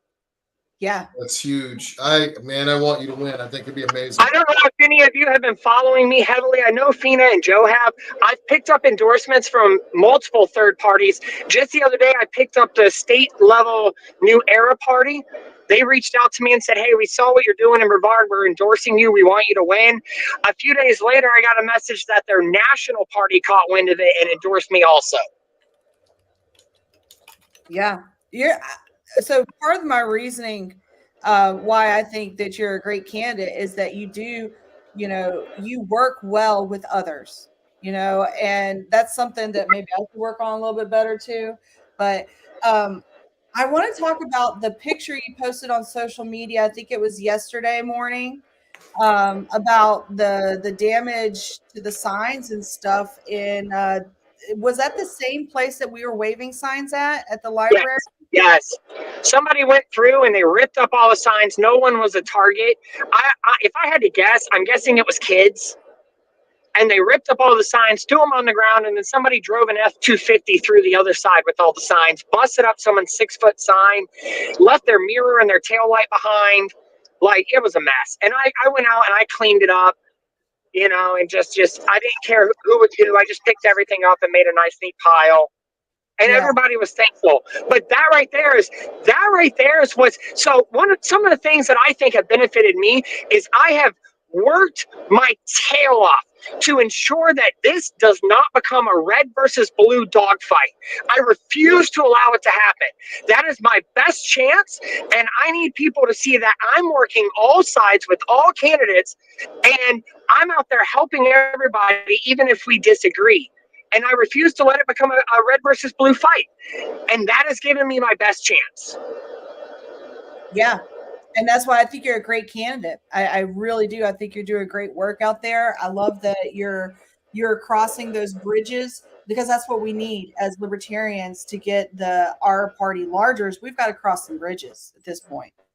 We've got to reach I other. had the other night, we had the, I'm sorry, I didn't mean to interrupt you, Feena. I was done. We had the Democrat chair, the chair of the executive committee, attack my Republican opponent the other day with a stupid, out of context, nasty video. And I immediately jumped in. And I'm like, you know what? This is crap. This is the problem with politics. You're the problem with politics. I said, we are better than this. You need to keep this out of our district because she's not from North Brevard. I was like, this is unacceptable. And I reached out to both of my opponents because we have a three-way chat with each other. And I said, you guys need to be aware that I just went off on the Dem Party chair for this.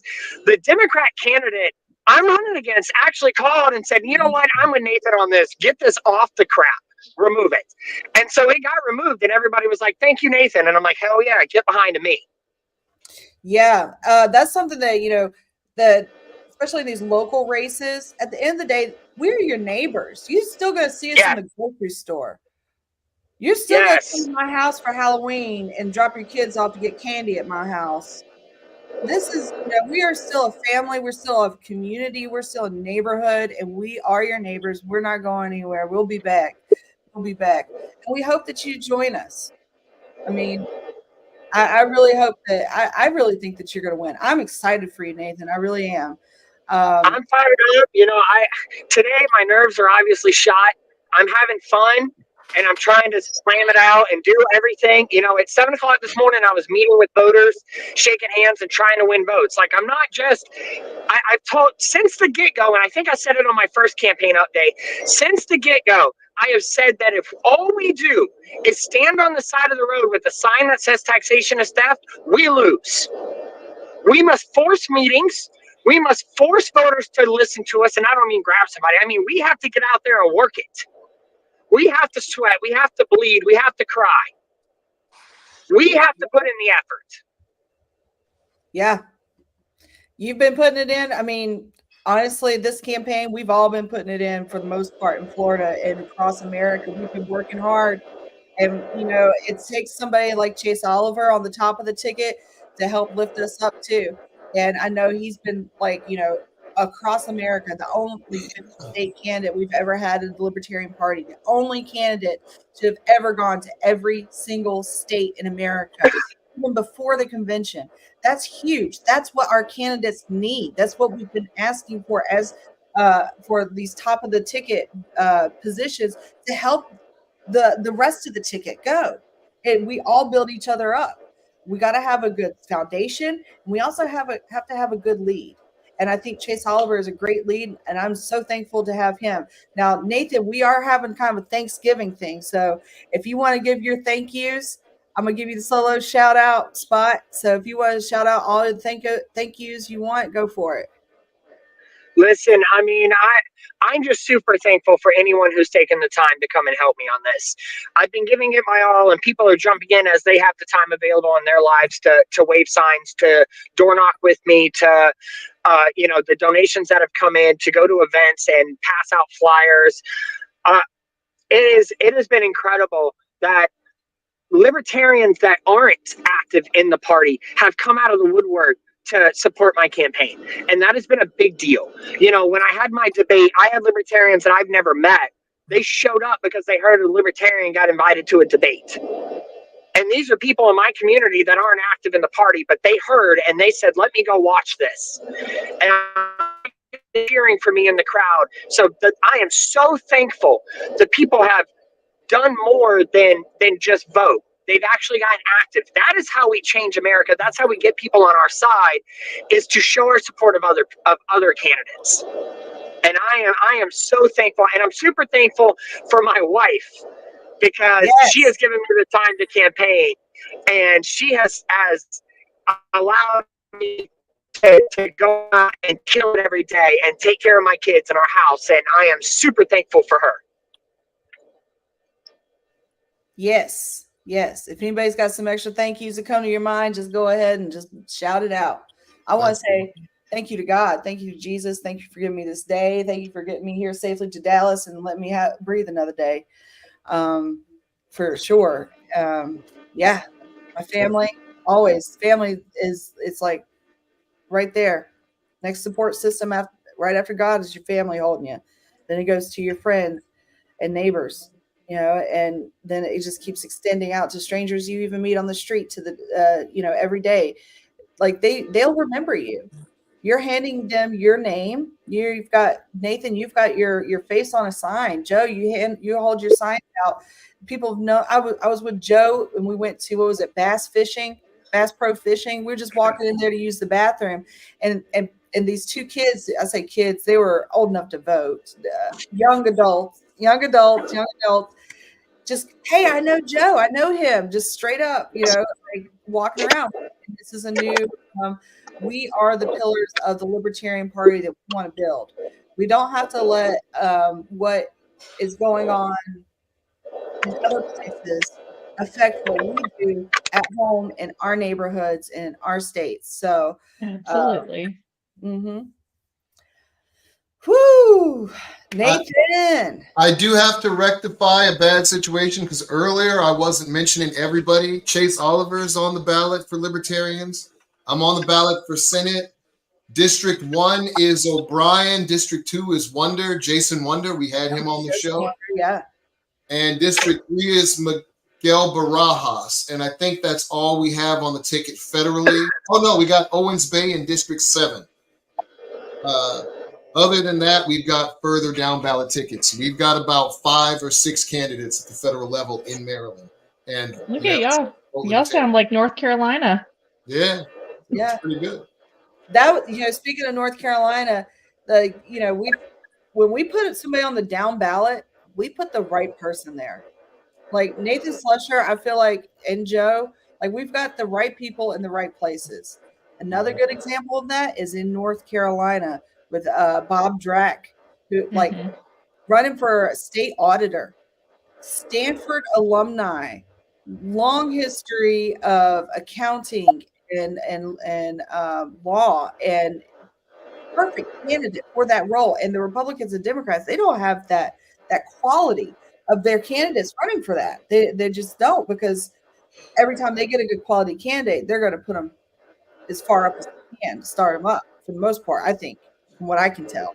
And then some places, bar's so low that they just fill in where you can, I think. Can I say something about down ballot candidates? Yeah, go ahead. So one of the things I did in this race, and me and Joe talked about this a little bit, was that I went and I found down ballot candidates for myself. I picked up 2 people that are running for for a city race in my district. And I took them to coffee and I started working with them and helping them and, showing them how to do the math, how to run elections, how to do things that they didn't know. And I started moving signs for them. One of them is a Ron Paul type Republican. He was Libertarian, then he went Republican, and now he's considering coming back to us again. The other one was a lady who's she's nonpartisan independent, or whatever, no party affiliation. That's what I'm looking for. And so I'm working with both of them for different reasons, but we all 3 have a chat going and we are working together. And the community sees you as a leader working with down ballot candidates. And it gets you door knocking more, because when I'm out door knocking, I can only hit so many houses. But when I'm out door knocking, they're asking me, who do I vote for city? And I could tell them, vote for Megan, vote for Chris. And then when they're out door knocking and then someone says, well, who do I vote for with county? They say, oh, well, Nathan's really helping me. You should vote for him. Yeah, the voter guides are crucial. Now, we got another question from the audience that we got to take. Got another question. This is from Sebastian. What's your stance on the Second Amendment, Fiona? And he did correct Feena. And I am a shall not be infringed candidate. I think that all gun laws are an infringement to your Second Amendment rights. And as far as felons having guns or voting rights, my stance is if you didn't trust them to vote or exercise all of their rights, then why'd you let them out? Right. So and I want to say something real quick about bouncing off of Nathan, helping with down ballot candidates. I'm actually talking to one of the candidates for mayor of my city, and there's another candidate who already got elected, by the way, in the primary, but she actually lives in my neighborhood, and we were both like kind of involved with the HOA over here. And I saw what she was doing to kind of like, I listened to her voice her mind on the issues of our neighborhood to the board, and she heard me. And so we're both kind of like, when we were both candidates before she got elected. Obviously, I'm still a candidate till today, but we see each other doing that, so we're helping each other, in whatever ways we can. And she's not a libertarian, she's a Republican. So, but that's where you make the connections. Working with down ballot, up ballot, wherever. Mm-hmm. Yes. So one of the things that I do after the election, or after the primary specifically, is I do a soft reach to the people that did not make it through the primary. Just a soft reach, just a little message, and inviting them to the Libertarian Party and letting them know that they ran a good race and everything. And I look forward to seeing them again on the ballot. And like I said again, inviting them to the Libertarian Party where there's a little bit more opportunity. How successful that is yet to be determined, but I know at least in Hawaii, where I was in 2022 running for U.S. Senate, we had the same person that I ran against as a Green Party came to the Libertarian Party that next year. Came to the Libertarian Party, and so he's already an established candidate that's run for a federal office several times, and now he's going Libertarian. Which, these third-party candidates, like, that aren't necessarily Libertarian, whether they're Green or Constitutionalists, or they're even like Hawaii, for instance, they have an Aloha Aina party, right? There's lots of other minor parties, non-party affiliated, independent. I want the Libertarian Party to have a big enough tent that we can accommodate that, especially in places that, like, we don't have a candidate there. Have somebody that can run for there, like, and there's somebody that just, they need a lift, like, come on, let's get some third party motion happening across the board. And I'm so glad, Nathan, that you're working and you got that endorsement. Like, that's kind of like what the free and equal debates is all about. That's what, there's a lot of movement going towards, like, hey, we want to see another party. In Libertarian Party, we are that third party, and if we can get this echo in, get this in. Thank you, Sebastian. Thank you for your votes. And we get votes one at a time. Votes one at a time. They all count. All right, guys. Speaking of votes, I'm pulling up to a precinct right now. I got a 30-minute stop here, so I wish you all the best. If anybody is in Florida, my watch party is at the Bricks Project tonight in Titusville. So you guys have a wonderful day. Good luck, and I gotta go. Vote Libertarian. Bye. Bye. You bounced. Yeah, let's see. Jeremy says, Ken Molman says hey to everyone. Ken Molman's here as well in Dallas. Hey, Ken.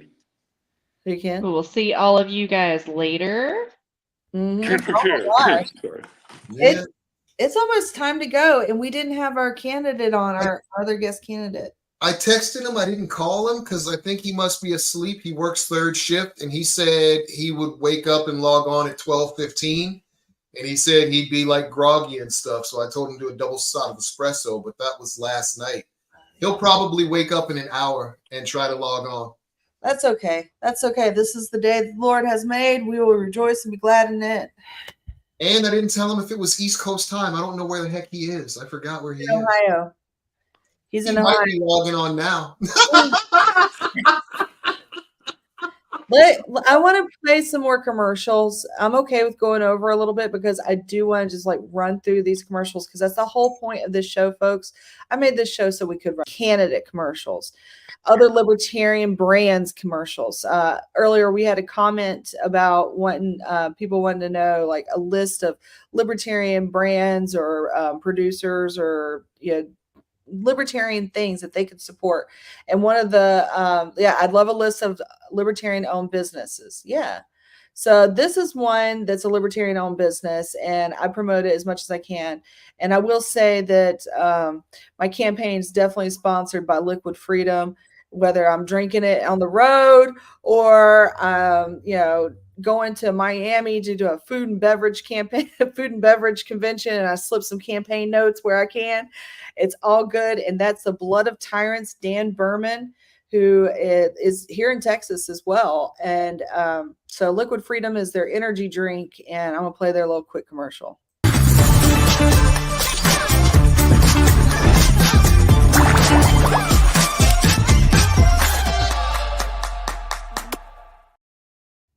So that's a good drink, by the way. It's nice and light and refreshing. I've drank it warm. I've drank it hot. I've drank it cold. It gets the job done. So are you guys cool with keeping on going with commercials? Y'all don't have to stick around. You can stick around, but I'm gonna straight roll through the commercials. It's kind of the message.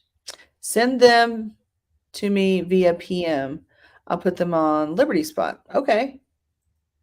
All right, we'll do that. So is Don coming on or no? Are we doing overtime? I'm just going overtime. I'm playing commercials though. I mean, we can talk, but I was just gonna play. Let's take a little 4-minute break. This next commercial. I should probably go because we've got some running around to do before tonight. So I will see you in a few hours. All right. It's not going to be a see you next Tuesday. It's just going to be see you later Tuesday. See you later Tuesday. Now, what are we going to do for campaign updates next week as far as we don't have one? Okay. Yeah, I should probably discuss that. So next week, all right, the show changes next week. The show changes next week. Campaigns going on OnlyFans? No. Sorry. My sense of humor is terrible. I apologize. By the end of the show, we may end up on OnlyFans. We may end up on OnlyFans. Like, if you want to see the last couple episodes, you got to Well, one thing, Kissick, the guy, he did mention that he was thinking about starting, and I know, some of us are Christians, some of us are atheists, but he was talking about starting a liberty or a freedom, I don't know if it's a caucus or a story or a show that talks about libertarians or Christian voting. And so I thought it was interesting. I thought it was a cool idea. And I wanted him to discuss it, so I won't steal it from him. But hopefully we'll get him on next time. Yeah, we can definitely. I'm always sorry. So the show is no longer necessarily going to be candidate focused after today. We've got to move on from that. I want to set an example of how we should be kind of operating in a more of a like libertarian setting. Like when I was playing those commercials, when I was playing just candidates, that's candidate time. Now we've got the business end of a campaign. The whole purpose of the party is to run candidates, and so there's different roles. Not everybody's a candidate. Like we've done our thank yous. There's people that are treasurers. There's people that are campaign managers.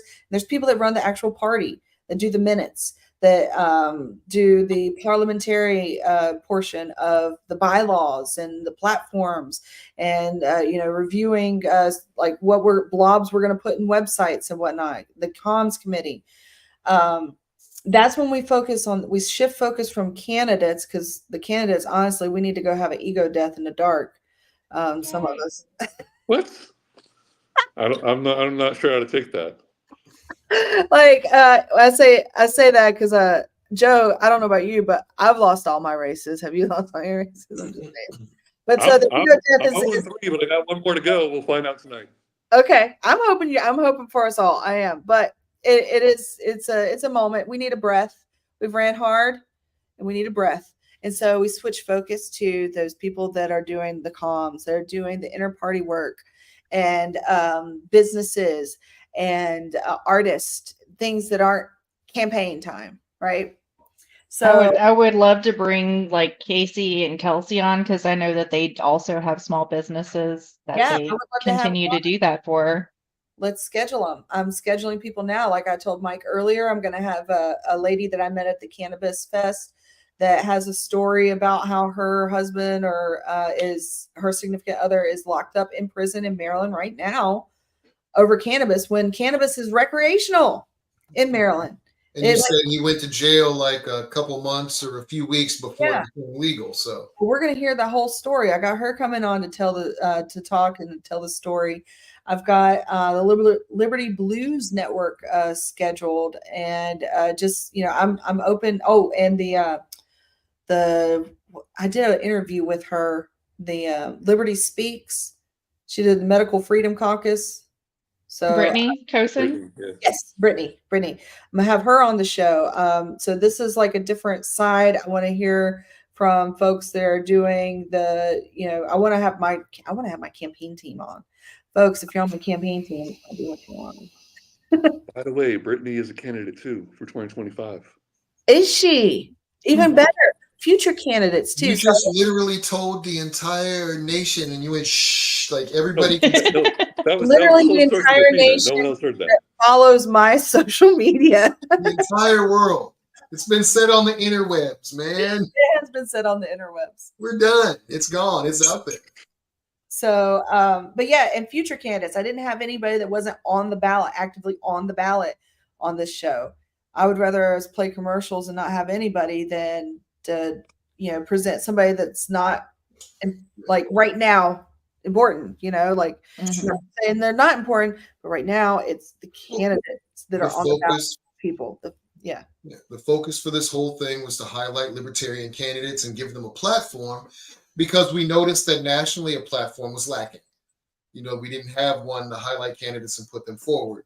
And then, once Joe got a hold of the national platform, we started more. He got hold of the social media, and he got people's names out there, and he would send posts about them. But it was just, I don't know, man. It seems like we could do a lot more cohesion and supporting each other. See, I think that it would have been cool if this show was actually going out on the national social media, but I know that would have been, that would have involved them actually talking to me, and I'm not even going to go there. I know there's some of them on there that are cool that will talk to me, but I know there's definitely some on that don't want to. When I used to always go vote libertarian, and now I say if I could do one thing, I'd outlaw political parties, because then you start voting out of teams instead of listening to what people had to say and having them have to have good positions that are defensible. And we keep voting out of teams, and it's led to what we have. And your mileage may vary. YMMV. So be careful who you're voting for. Get an education about the candidate, understand who they are. So Pat Ford used to have a show similar to this called The Candidate's Corner. And it was similar. Our show, of course, is a little bit more produced because I like that value of it. I wanted to have a produced show. The people of Florida, when I came out here and was like, I want to be on your ballot, and I promise I'm a good candidate, they didn't trust me because they weren't paying attention to what was going on in Hawaii. They're minding their own business, like what libertarians do, mind their own business, right? So they were like, all right, make a podcast. That was what people requested. They wanted me to make a podcast. So I was like, okay, I'll make a podcast, but I got to do it my way. And like Mike said, I want to fill a void that was lacking. Whenever you're creating a new product for the masses, you want to find what is missing, what is needed, and that's what supply and demand is all about. There was a demand for that, and so I wanted to help supply it. Basic economics. No, but I want to touch on what Mike said about the getting rid of parties. They're private organizations. Some people don't realize that. They're like Pepsi and Coke. They're private organizations. That's why they could pick Kamala. She never got a vote in a primary. Tulsi Gabbard ruined her back in the day, and she never got put forward. They just went, oh, here you go.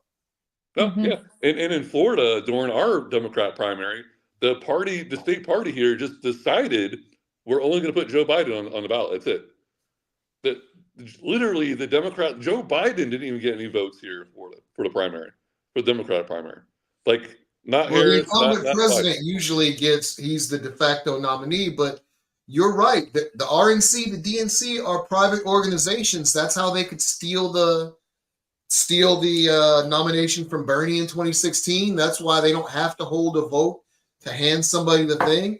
And that's why it's terrible that they get taxpayer funds to supplement their bull crap, and they get to, help us They're helping control the nation. It's disgusting. And not only that, like for New York, for example, they make ballot access so difficult that only private organizations, these Democrats, Republican parties, can literally decide who all New York voters can vote for on their ballot for president. Like, and between that and gerrymandering, you have politicians choosing voters instead of voters choosing politicians, and that's bad for us. Yeah. And like you had to earn money during COVID because you had to hit the fundraising threshold because you couldn't get the signature threshold. Again, those are impediments to ballot access, and that prevents our voices from being heard. And that means the current government cannot represent us, does not. And media is complicit. We got a media blackout. And then when you want to go, when you want to start cussing people out and hitting people in the face, they go, oh my God, you're fringe, you're a bad person. And I'm like, no, I'm not. I'm being treaded on. And when I tell you to treat me right and listen to me, because I really don't want to run. I want to be left alone. I want to eat, sleep, spend time with my kids, go to church, and not be bothered. I don't want to do all this crap. But the government is messing up because we got a tax berg. Are we at 35.9? Have we hit 36 trillion yet? It's been like 3 months since we went over 35 trillion, and we were at 35.87 the other day. That is 3 months and almost $900 billion, and nobody's noticing. And when I look at them and tell them stop voting for these jerks, everybody looks at me like I'm stupid. We gotta vote red or blue because the other guy's a bad guy. Yeah, we're not going to have any election after the other person loses. You deserve the government you tolerate. I tell that to folks all the time. You deserve what you tolerate, and voting is choosing. All right, Amber, you ready for your outro? Yeah, I'll see y'all later. Bye.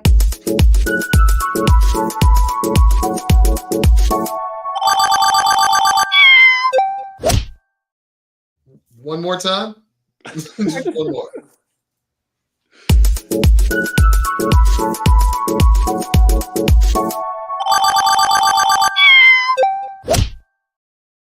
Yeah, I always assumed you put the cat in after she got Luna or whatever the cat's name is. Luna. I didn't realize it was always there. Yeah. Literally, just play that 40 hours net straight, and I'll be good. That'll be just awesome. You could you could loop it 3 times a minute for 40 hours. That would actually be torturous, I think. I think so, eventually. It's like a drop of water in forehead. We're gonna take a 4-minute and 7-second break, and we're gonna write. Actually, I gotta really go get my stepmom because I'm going to the commissary and picking up some food. I gotta go grocery shopping. Okay. Because I do my own grocery shopping. I'm one of you guys. That's why you should vote Libertarian, because we are actually suffering from the decisions that they make on that hill because we're normal folks. So hey, I got to buy my own milk and Oreos too. So y'all stay blessed. I got to buy my kids milk and Oreos too. It's terrible. It's milk and Oreos time. Oh my gosh. Hey, see you next Tuesday, Feena. Enjoy the party. See you next Tuesday, Mike. And good luck in the election. I hope you guys win. I know I'm going to win because I have faith. Yes, got to have faith. Yeah, we'll figure it out. All right. I hope so. I hope you guys win. I hope you win too, Joe. I hope you win, Feena. All right, love you guys. Be good. We're going commercial. I'm Feena Benoan, and I approve this message. I'm an American. I was born in Florida, raised in North Carolina, moved off with the military, traveled around the world, and landed here in Hawaii, the most beautiful place in the world, the most perfect place in the world.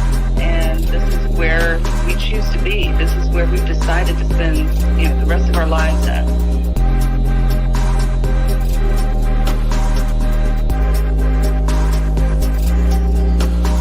Being a child of a single mom that was like a waitress, and she made $2.13 an hour. She stole biscuits from Red Lobster for us. And the reason why is because she couldn't get food stamps. And she couldn't get food stamps because she smoked marijuana. And that was it.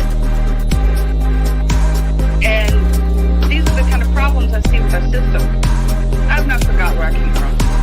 I'm in a new place. I'm in the most beautiful place. I'm in paradise. And you know what I see, my friend? I see the same problem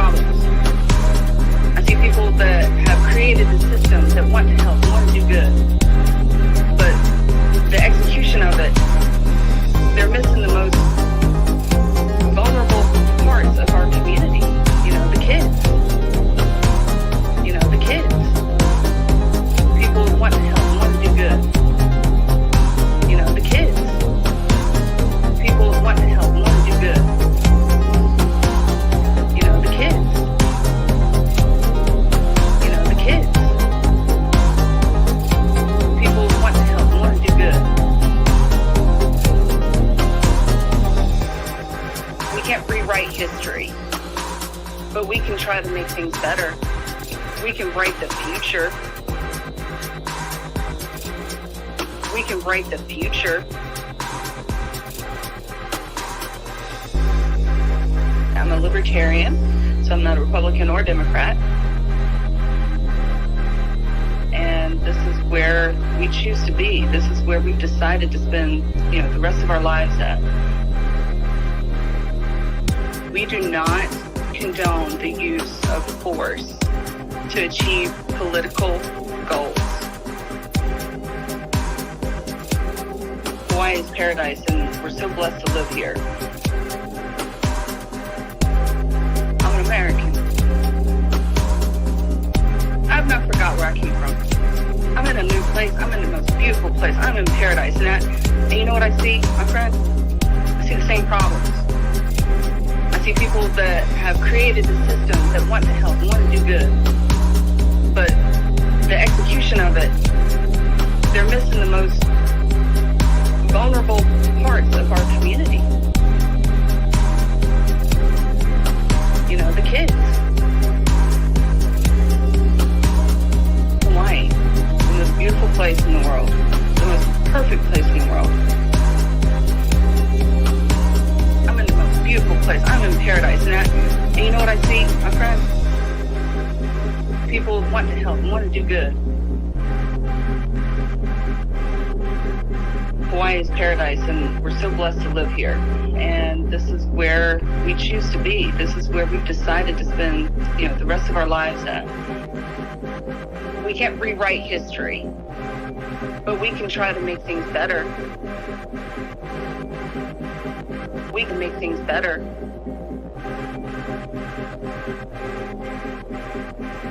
We can write the future.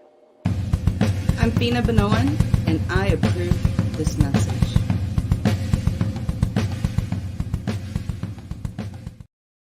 All right, I'm here by myself. That's okay. We're just going to be going through some commercials. We're just going to roll through these commercials, roll that beautiful commercial footage. Ooh, here's one. This is from Sid Dowd, who is running for U.S. Senate. Only the Federal Reserve can inflate the currency, creating new money and credit out of thin air.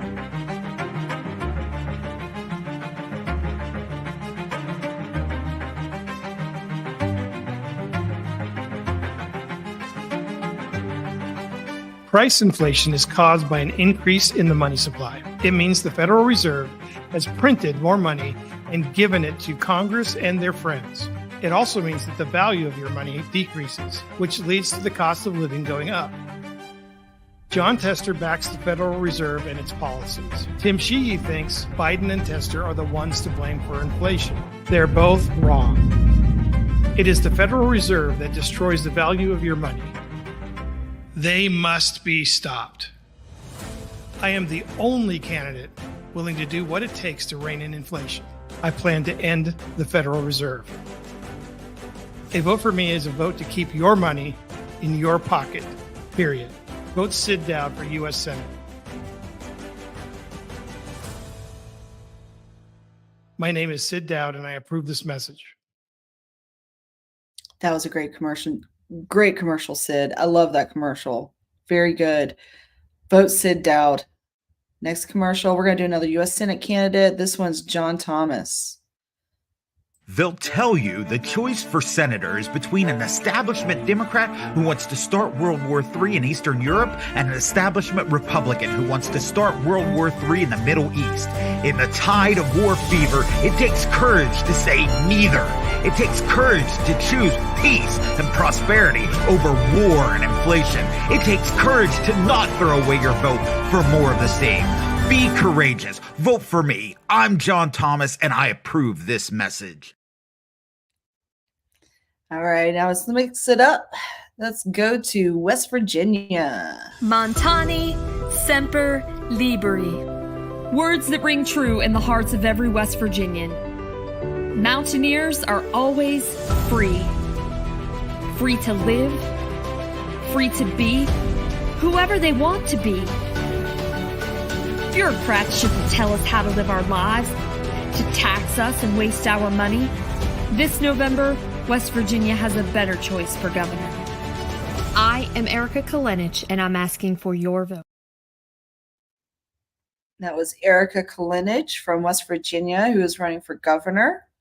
Next, I'm going to play another winnable race here for the Libertarians. This is going to be from Arkansas. You know, Michael White in Arkansas.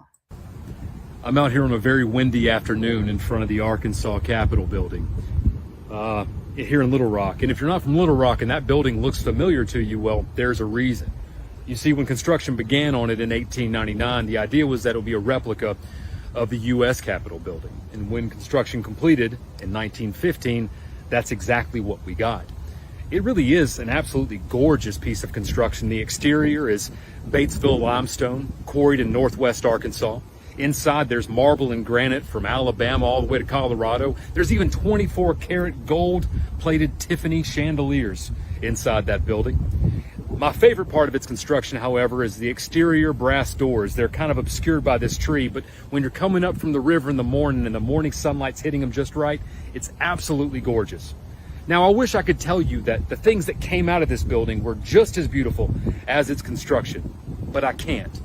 Namely because government's job isn't to create beauty or ugly or good or bad. Government's role in a free society is to secure the rights that you and I are born with. And we are born with rights. We have rights that precede government. Obviously we do. Because think about it, that building didn't give birth to our ancestors. Our ancestors gave rise to that building. The Arkansas Constitution didn't create you and I. It was our ancestors who created the Arkansas Constitution, and you and I who amend it to this day. Now, governments and buildings and people in buildings like this, during times of crisis especially, do not have a great track record of securing those rights. In fact, during scary times, they've done horrible things, like throwing people into internment camps when they were of a different nationality, forbidding their speech, compelling their speech, taking their property, compelling their labor, conscripting them into military service, preventing them from peaceably gathering and assembling and worshiping how they wish to, disarming them, throwing them in cages, in boxcars, and sometimes killing them. This isn't hyperbole or vitriol. This is just the objective truth of what petty tyrants in buildings just like this have done throughout the ages. Now, we know that times are uncertain, and we certainly have some uncertain times coming. I think we all agree that the economy is not as strong as the media would have us believe, that we have these rising tensions in the Middle East, Russia, Ukraine, China, Taiwan, North Korea. We have a fragmented southern border, and it appears that the federal government has an out-of-control spending policy that threatens the very existence of the dollar itself. And of course, we always are under threat from the very next medical emergency. I don't know what the next thing is going to be that comes to Arkansas. I don't know what it's going to be, but I guarantee you this, no matter how scary it is, if I'm in that building, I'm fighting to defend your rights. I'm fighting to make sure you're not disarmed. I'm fighting to make sure you keep your free speech, that you own your property, that you own your labor, that you have the ability to peaceably gather and assemble and worship how you want to worship and live how you want to live, so long as you aren't hurting anybody. I promise you, that is my oath to you, that I will be in there defending you as long as I can stand and breathe and have a heartbeat. But here's the deal. I can't get elected into this building if I cannot get my message out. I have 30,000 people in my district. Roughly half of them are voters, and I need to let them know about this principled liberty message that we're running on. So please, I'm asking for your donation. We need to raise $6,000 in the month of August alone. We are far from making that goal. There's about 4,500 of you that follow me on Twitter, X, whatever you want to call it, about 10,000 that follow me on Facebook. That's roughly 15,000 people. If just 1% of you gave $50, we would basically be where we need to be. Now, look, I know times are tough. I know that other campaigns have your financial interest. I get it. But I'm going to remind you that you cannot buy your rights back. You can't buy them back. However, you can invest in defending them today. And any U.S. citizen can donate to our campaign. And you might be saying, well, Michael, I don't live in Arkansas. Why do I care about what happens if you get elected to the state house or not? Well, here's why. Because this is the most winnable race for liberty in the country, hands down. And the fire, the brush fire of freedom that starts the revolution across the country has to start somewhere. And there's no reason it can't be right here in Arkansas. The people of the 75th District, you have a big decision to make. You can vote for more of the same old, or you can vote for someone like me who is committed to defending your rights and relegating government to its proper role. So please, I'm asking you, I am begging you, I am imploring you, needing your help and your financial assistance to make sure that I can win this election in November. So visit our website, mw4liberty.com/donate, make a financial contribution. $25, $50, $100, $500, $1,000, $3,000, $3,300 is the max. Anything you can give, I promise you that I will do my part, that I will conduct myself with integrity, I'll advertise a winning message, I'll knock on doors, and I will be available to the constituents that I am aiming to serve. So please, make a difference today. Be the type of ancestor that your future offspring look back on and go, they did the right thing at the right time for the right reasons. The future of liberty depends largely on you. Visit mw4liberty.com/donate. Choose liberty, make history. My name is Michael White, and I approve this message. All right. I think it's time for another Chase Oliver commercial. Oh my gosh. Ho! You guys, I have the U.S. Senate candidate from Ohio backstage. Yes! Don, you okay? I'm about to put you on stage. I can't hear you. Okay. Can you hear me? I can. Okay. For some reason, my earbuds are not syncing up, so the audio is a little. So I'm gonna have to use just like, "Hi, can you hear me?" yelling at the phone. That's okay. All right. Hi, Don. Welcome. Hi. So you're a little late to the show, but that's okay. Yeah, sorry about that. I remember I hit my alarm was set for 11:30. I remember hitting it and then waking up and looked at my smartwatch and it said 12:49. I'm like, oh, you got to be kidding me. So I texted you guys and apologized for that. And then you got some time? You got some time? Sure. Can I cut the commercial and I'm gonna call Mike? I'm gonna cut the commercial and call Mike. I was about to go to a Chase Oliver commercial, and so I'll do that real quick. Okay. In a world where tyranny spreads like a virus, a movement to restore your liberty grows. In Chase Oliver's America, you can say goodbye to high inflation, lockdowns and mandates, and endless wars. The middle class grows stronger when they get to keep their whole paycheck. More and more people are waking up to the fact that the two-party system is really a one-party system in this country. Both of them have been driving up inflation. Both of them run debts and deficits every single year that causes our Treasury to print trillions of dollars. Now, the 2024 presidential nominee for the Libertarian Party is Chase Oliver. He could make a difference. We've tried to work within the system. We've tried to compromise. It's time to dare to be different. It's time to build a competitive third party. Stand up and say no more and take our freedom back. I'm Chase Oliver, a candidate for president, and I approve this message. All right, folks, we have Don Kissick, the Ohio U.S. Senate candidate, with us today. Welcome, Don. Thanks for having me.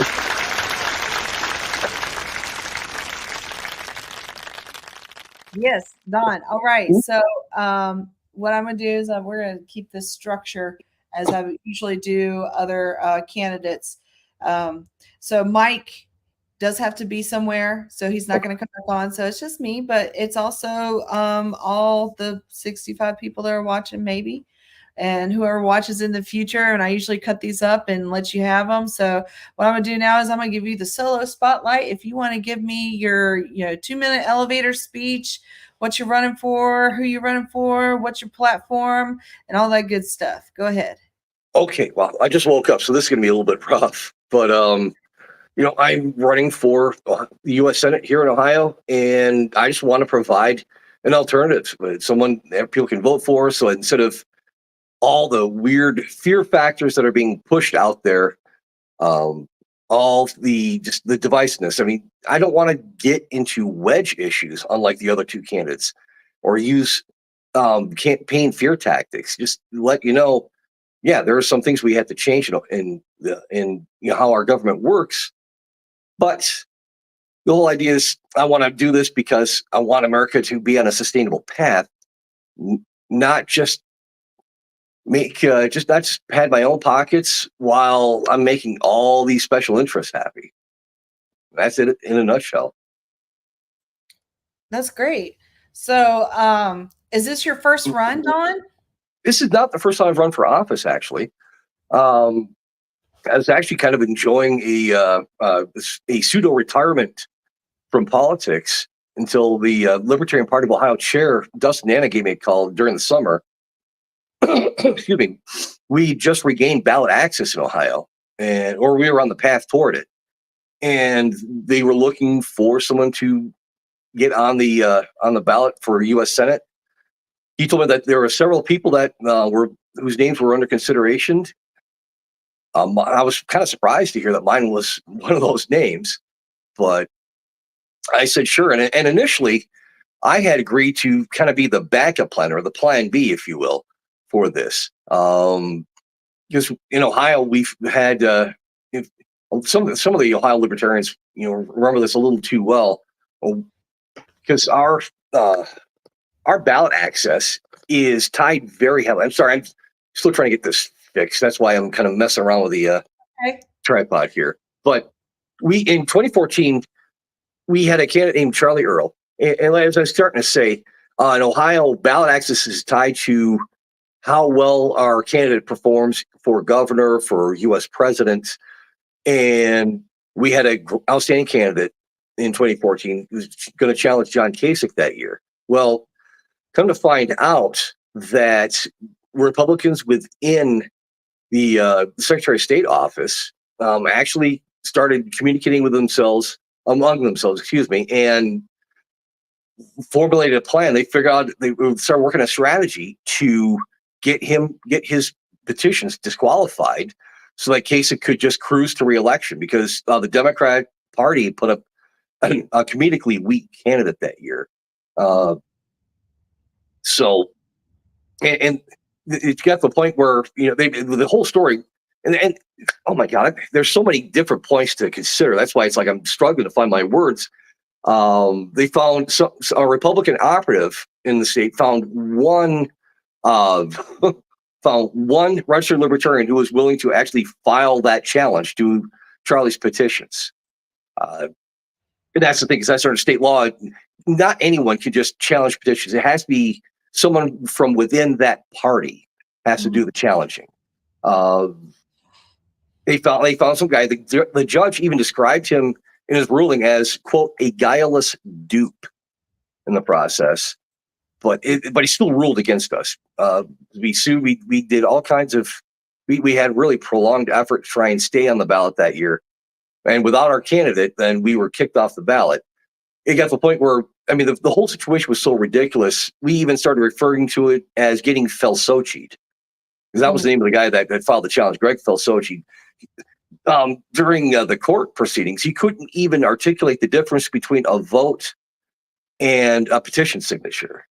I mean, that's just how ludicrous the situation was. Are you trying to be on your ballot as a libertarian? Charlie Earl, right? He was going to be our candidate, and the other guy. No, that guy. He was just some random dude that they found, because like I said, it had to be someone who's registered as a libertarian in Ohio. Has to be the one to file that challenge. Not it can't be just anyone. Otherwise, I think that safeguard was put in place however many years ago just to prevent the comedy of errors of every time someone gets on the ballot, and if they're least bit successful, someone tries to challenge their petitions. But yeah, and that's the thing. So that's what I get in all that background leading into how I got on the ballot this year. It's just when I talked to Dustin, I said, I'll agree to be like the backup plan if you have a really solid candidate. But if he gets Felsochi'd, if somehow the Republicans find a way to kick him off the ballot, I'll be the backup plan. So we've got someone on, someone to appear on that portion of everyone's ballot. And then next thing I know, I started doing the petitioning. We got some help from a few fellow party members, but no one else stepped up. So I ended up going from Plan B to the one person who ended up on the ballot, or under consideration for candidacy. That's kind of how I ended up here and on the ballot for U.S. Senate for Florida, because I'm new to Florida, even though I was born there. I haven't been there in decades. But I just got done with the U.S. Senate run. I was ready to support whoever else would want to do it, and no one else wanted to do it. But I understand the importance of having a U.S. Senate candidate, especially some of the Ohio, Florida, Texas, North Carolina. You gotta have that good ballot there, because these are the states that we do have a strong libertarian presence in already. These are states that the majority of the people are not registered Republican or Democrats, and we could really make a change that way. So I'm so grateful that you stepped up and fulfilled this obligation, this duty, this this cycle. And thank you for doing that. I know it's one of those things that it's like once in motion, it's kind of hard to stop the motion. But I'm glad you have it. I'm glad that you've gone through with it. And so I got a couple questions about your campaign. Like, what are you doing for campaigning wise? Are you more of just like a paper ballot? And if you are, that's fine, because I would like to explain that a little bit to the audience of what paper ballot means. Well, I mean, yeah, I accepted the whole. I am just a paper candidate. I'll confess that. I kind of accepted that inevitability at some point, because it's not like this was a candidacy that was kind of planned and built up. So a lot of times, I mean, a proper campaign needs to have a lot of foundation work done before even announcing candidacy. Again, we've had a chance to get ballot access this year through petitioning effort in Ohio, and the deadline, if my memory serves me correct, was like the first week of July. And then, okay, we got ballot access, great. We need to find candidates to run for various offices, and that's kind of how. And it was a mad dash scramble to find candidates, to find people to step up, run for offices, because it doesn't really benefit us to try to get ballot access and then only have our presidential ticket appearing on everyone's ballot. So, like I said, the call went out to try and get people to run. I didn't even hear about this until very belatedly, because, like I said, I was in a kind of state of pseudo retirement and enjoying it. And when I got that call, I was like, scratched my head, like, U.S. Senate, because I've run for Congress twice before as a libertarian. In fact, the first time I ran for office was when I lived in the 4th district here in Ohio, just the one county south of me. I decided to challenge Jim Jordan. I didn't know anything about the guy. I just remember the recession hit. I ran in 2010, 2009. The recession hit. I got laid off from my job because of the economic situation as an auto worker.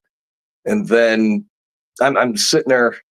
I'm trying to be a provider for my first wife at the time, and I'm assessing the situation because I grew up a Republican. And when George W. Bush got elected, and the Republicans had the control of both the House and the Senate, I remember at the time, very naively, of course I'll confess, but I remember thinking, wow, we're going to have conservatopia. Conservative principles will reign supreme. And boy, what a lie that turned out to be. So I was doing a lot of reassessing of the situation at the time. And then after a while, I heard about the Tea Party movement, started following that. So I was a Tea Partier before I was a libertarian. Okay. Yeah. And then I was watching consuming as much conservative media as I could at the time. And now some of your audience may, want to throw rotten tomatoes at me for saying this name, but I remember seeing an interview with Wayne Allen Root. This was, of course, well after the fact of that presidential run with him and Bob Barr. But I was listening to Root talk, and my still fairly conservative brain at the time was thinking, wow, this guy makes so much sense. I started looking into the Libertarian Party. And I started with the Libertarian Party of Ohio website. This was back at a time where it looked like it was run on a GeoCities platform. Very basic, but So I remember I was kind of reading through, I was looking through everything, and on the lower right corner of the screen, there was this box that said, "Would you like to run for office?" Like, what? Can't be that simple. So I just for the heck of it, I clicked on it, and it started stepping me through. This was 15 years ago, so I was kind of like looking through it, and I'm like, can it be that simple? So I reached out to the party. I gave it some thought because I was wavering between running for the state legislature or running for Congress. Then I realized I'm better. How am I trying to word this? I'm still waking up, but I'm better versed on national issues than I am on state and local because I hadn't been living in Ohio very long at that point. Mm-hmm. So I decided to run for Congress. No idea just how entrenched Jim Jordan was and still is. But when I was learned everything I needed to learn about getting my name onto the ballot, I did the petitioning. It almost didn't happen that year. I caught pneumonia, and then we had this massive blizzard right when I finally recovered from the pneumonia.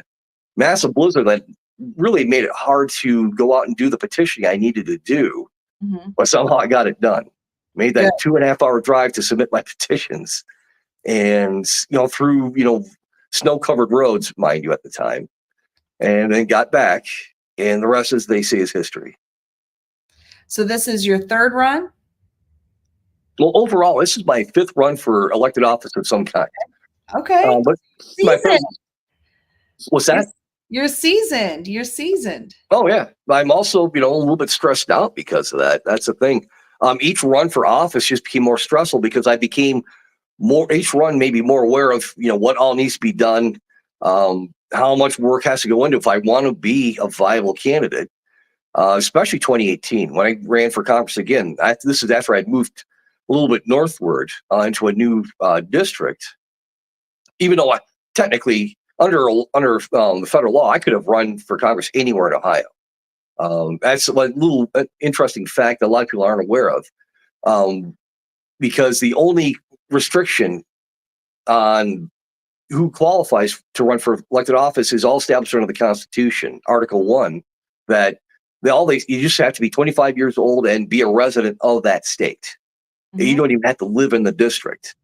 People have tried to put residency restrictions and other limitations for congressional access. Like in Ohio back in the early 90s, there was even a referendum to put term limits. People were kind of sick of it. And then, of course, the major parties then filed suit, got it tossed. Well, because under the Constitution, it didn't matter what our state constitution said. The U.S. Constitution. That for once, people are actually worried about the strict verbiage of the U.S. Constitution. But I lost my train of thought where I was going. But anyhow, so I moved after I moved north in 2018. I had no intention of running for office. We had another big ballot access push again for petitioning to get back on the ballots here in Ohio. And I was once we were almost done, I thought, I really hope everyone, does well. I think I was serving on the state central committee at the time by then. And but what pushed me to decide to run for Congress and challenge Bob Latta that year was that was the year that people finally started talking about not just the border situation, but the separation of families and the fact that kids were in their own separate detention facility. And there's a ton of background information why that struck me. My first wife, God rest her soul, I lost her to cancer. She wanted nothing more than to be a mom. And when she was diagnosed with cancer, fought it for 2 years, but ultimately lost that fight. When she passed, I was 43, and I was just thinking, well, I was starting to reach a place of serenity with the idea that I was probably never going to be a father. And then I met Sarah, and we fell in love, which I didn't expect. I wasn't even looking for that. We fell in love, and after we'd been together, and then she told me that she was pregnant. I was in a kind of state of disbelief about that. And next thing you know, I'm like, oh yeah, we're going to have a son. Excuse me. And in 2018, when all this is playing out, my son Jeremiah was still 3 years old, and I get to put that little guy to bed every night. And then I'm hearing about the story. I'm hearing about how dire the situation was and still is today with the border situation and kids being separated from the adults or their parents and put in their own holding facility. I'm like, I cannot sit silently. I can't just sit on the sidelines and say, well, I got my kid. I'm just going to say thoughts and prayers for those folks. And I couldn't do it. That was the one thing that really pushed me to decide to make a run for office. And if I wanted to affect that particular issue, I knew I had to run for Congress. I knew it had to be for federal office. I tried to build a team that year. It was really stressful. And then once the election was done, I thought, I'm not doing this again. I think when people really understand like the humanitarian side of libertarianism, it's through when we talk about immigration. Because what is so wrong with our immigration system? There is something absolutely wrong with the process that it makes it so difficult, so cumbersome, and so outrageous that someone chooses and pays to be human trafficked to come to America. Well, it's just about our legal and right way. We've got to fix the legal and right way to make it easier than being human trafficked. Oh, I agree. It's just the thing is, this is another issue, just like so many of them, where it's become it's become just another classic wedge issue, and it's become an extremely emotional one. Mm-hmm. If you're not seeing it, and that speaks to the broader problem that we face, as minor party candidates, and just as activists on behalf of, especially the Libertarian Party. We were always going to face this uphill battle of, if we're not saying exactly what some people want to hear you say, and you're not saying it exactly the way they think you should be saying it, it could be, and they could agree with you on 12 issues out of 15, let's say. But because you said one thing they didn't quite like on one issue, no matter how peripheral it may be, well, I can't take you seriously. I just can't vote for you. And immigration's a big one. I remember I was having a conversation with a coworker several years ago. This is before, I want to say this is even before COVID hit. A young guy descended from Vietnamese immigrants. And he's talking about, we're talking about the border situation at the time. And I remember him saying to me, because that's part of the problem too. It's especially on the conservative side of this issue. People feel like if you want to try and improve legal entry, that you're just for, completely unprotected borders. I know exactly. It drives me nuts. Think about how much money we would save in our federal government if we just improved that process. Improving. We're not advocating for no process. Oh, exactly. We're advocating for a better process. Precisely. And that's why, I love the way Chase Oliver articulates returning to an Ellis Isle style of immigration. And that's the important word that it's in the same style and spirit of Ellis Island, but preferably with better conditions for those who enter the country. But we of course, 100 years ago, people weren't thinking that deeply, unfortunately. But like I was trying to explain to them, but we didn't. We're coming over from other countries. If they had a couple ports of entry, let's not be single ports. We can have a couple, right? We have a couple ports of entries, right? They no longer have to pay their handler fees. Yeah. They no longer have to pay their human traffickers. It takes money and resources and planning to move even from a different town to a different town within the same state. To move from another state to another state, it's even more planning, more money, more structure that you have to have. To go from another country to another country, this isn't a whim idea. This isn't something they thought of last week and decided they were going to do most of the time. And these are people that planned it out. They've worked towards this. And I think if we had more like these points of entry, right? Yeah. That allows for opportunity for businesses to flourish right there. Free market, because these people are not going to come with just, nothing. They're coming with jobs like that they can do. They're coming as future construction workers, future doctors, future business owners, just future teachers, future auto workers, like the guy I was working with. Yeah. Right. And they're going to need somewhere that, can, they're going to need somewhere to land and set up and find out where they want to go, because America is a very big country. Oh yeah, the big economy, and that's right. And he didn't. It was hard to try and explain to this guy, just young guy, the very conservative mindset, and I'm trying to explain to him, because that was the thing. It just rubbed him the wrong way. The idea that we were going to at least offer some measure of forgiveness for people who were already here, but I'm like, my grandma had to wait 8 years just to come here from Vietnam, and I'm thinking to myself, That's right. Yeah, here's the rub. Your grandmother should not have had to wait 8 years to come over. It should have been a much simpler process. I mean, I'm willing to compromise with the right on this a little bit. Just say, if someone's here illegally, if they're willing to go to one of these Ellis Island style, entry points, and then do it the right way, at least, sure, maybe their entry may not be given high priority over someone that did it, 100% legally. I mean, I'm okay with it. Let them come in.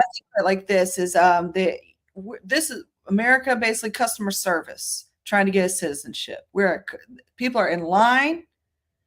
They made a plan. They took off work. Yep. They've got everything, and they're in line. If you have somebody waiting in line for we say hours, but reality years, waiting in line for years, when they finally get to the window and they say, you don't have your forms right, you didn't sign this here, or and like minuscule things, right?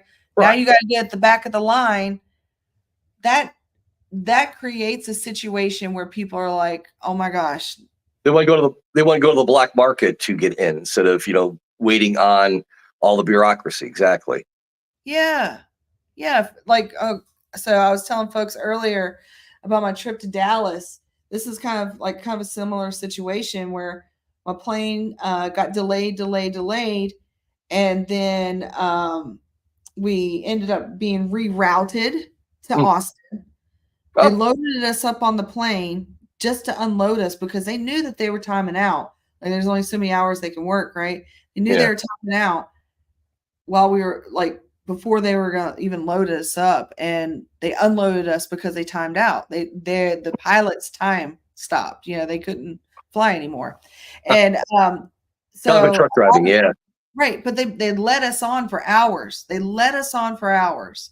For hours they let us on. We could have gotten a rental car and made it, and so then we were at 10 p.m. getting a rental car and hauling all the way to Dallas, because now we've got the market is there to provide a service or product for demand. The market is the supply.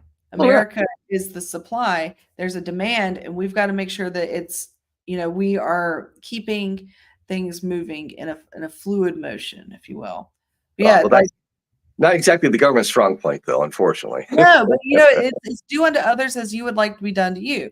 How would you like it if you've been on the phone on hold for hours, and then they say, I'm sorry, we're closed today. We have we are not taking any more calls, and then just hang up, call back tomorrow. No one likes that. We've gotten it. We need to get away from that. We got to get away from that. Like, we have so much technology at our fingertips that we don't need that kind of it's not even bureaucracy at this point. It's just unkindness, inefficiency, and unkindness. Yeah. It's just the cold nature of the state itself. No doubt about it. And especially with like you mentioned, technology, there's no reason we can't do a reasonable background check within, say, a handful of days. Someone comes here, they're in a temporary, they're staying temporarily, or some kind of temporary housing. That was the word I was looking for, or lodging, if you will, and just do the necessary background check. I don't want to. I know. So what I say next to offend some libertarians, sensibilities, but I mean, it is one of the few legitimate functions of government to actually just establish and maintain, reasonably, secure borders. What we're doing right now is like beyond, anything that's reasonable, of course, but it's not secure. Yeah, but at least, we have it's our government's duty to know who's coming in, who's going out, maybe even not going out, I guess, because if you believe in traveling freely, I see how, I get that, but at least people who are entering, all right, make sure they are who they say they are. And with the immigration, there is no excuse that we can't ascertain all the necessary information to qualify or disqualify them within a reasonably short period of time. There's no reason for that. There's no reason we can't. That gets them where all the conservatives and the Democrats want them all, right there. It gets them with able to get a job, able to pay taxes, able to buy stuff, able to pay taxes, able to rent a rent somewhere to live, able to pay taxes on that. They want that. That's really what it comes down to. They want the taxes, but this is one of those things that it's a very multifaceted thing, and it, like you said, it's a button pusher, because I think that some people think and see the idea of immigration as, people that are anti-immigration, that they're racist. I've definitely heard that. And people that, want some kind of reform, that they want, the world to be communist. And I think that when you put yourself in that kind of like duopoly mindset, that's polar opposites of each other, the false dichotomy. Yeah. Mm-hmm. Like you're missing all the nuance that is life, that we don't want either of those. We want something that's attainable and relatable, like you said, as what'd you say, called it productive and yeah. Well, it's like, it's a lot of libertarian, really well educated libertarians on this particular issue will mention, like they love to point out, that immigrants, naturalized, citizens have a higher percentage of folks who will seek entrepreneurial opportunities. They know that there may be some skill set mismatches, especially when, the potential for a language barrier. So they will try and go to work for themselves. And I think that's why there's not as much momentum on the Democrat side of that, because I think some of those, some of the eggheads on the Democratic side of things, they understand that when folks get here, and if they do, pursue, like self-employment and entrepreneurial opportunities, while they're struggling maybe to get the kind of jobs that Republicans would, argue for, that, they took my job, to quote South Park. But I think that's why they're not that concerned about it, because as you have these people coming in and, going to work for themselves, and then navigating the whole tax structure, navigating, all the permits that, are in place that are going to trip them up, they're more likely to then understand at a deeper level, the importance of individual liberty. Well, they don't want that. Of course, I don't want to sound all Alex Jones on that, but it just seems like that's part of the thing. They want people to just kind of sit and languish for a while, and then always look for our central authorities to kind of help guide them along, and see, without us, where would you be right now? And let them come in, let them have their freedoms like you and I, expect to be able to enjoy, and let them figure that out for themselves. But that's the problem with progressivism in general, whether it's left wing or right wing. It's not about individual opportunity, individual liberty. It's all about control and retention of power. So we talked earlier, you're a seasoned candidate, and we talked about this earlier today in the show. Do you have any rituals that you have election night that you like to do? Anything that I say rituals, like something you always do, No, not really. I have to confess, being a dad now, even at my, advanced age, now I just, spend time with the family. I think at some point when it's time to wrestle control of the TV away from the kids, we'll probably watch some of the results, because we're really curious. Especially now, since I'm going to be statewide, virtually any channel we watch is going to have results. So I'm really curious to see, even though I was a paper candidate, and I'm really curious to see how this shakes out. One thing, again, I'm just waking up because unless I can walk away from the camera real quick, there were some mailings that were actually made by the Ohio Democratic Party that splashed my name all over them. It's one of those things that they do from time to time, where don't vote for this guy. He and the Republican are just the same thing. They kind of deceptive mailing work that they like to do. Go grab them. I'll play some commercials. Okay. This election right cycle, you finally have real choice on your ballot. A new way of thinking and a new way to solve issues that have been allowed to fester and erode our communities. The problems we have simply can't be fixed by Democrats or Republicans, or with doubling down again and again on failed policies and failed promises. Hi, I'm Chris Laurent, and I love Cook County. What Cook County needs now more than ever is more freedom. That's why I'm running for Cook County Clerk. For far too long, we've been in decline, the status quo, but that all ends with me. As your clerk, I aim to serve the people of Cook County, not the whims of party policy.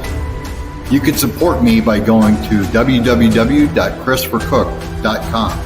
It's time for a new way to think and to vote. It's time for real change. Vote Libertarian. Built different to build different.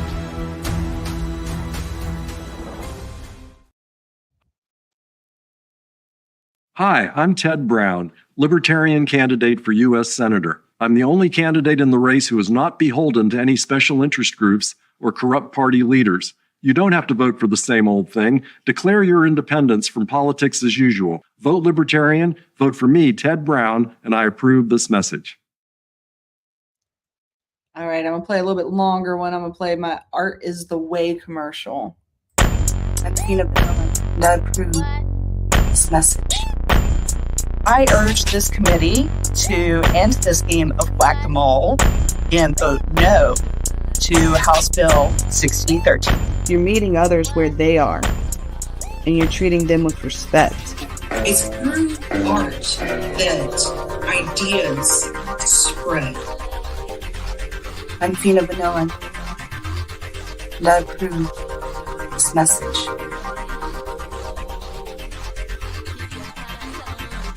Imagine we have the same enthusiasm for building rockets to go to outer space. We just need a reset of our moral compass. We need somebody that's going to go in there and actually going to read the bills. And there are people out there that want to help and they want to do good. Nobody really wants our tax dollars to go to foreign countries when we have people that can't have clean water, when we have entire cities that don't have clean water. We have the moral obligation to our future generations.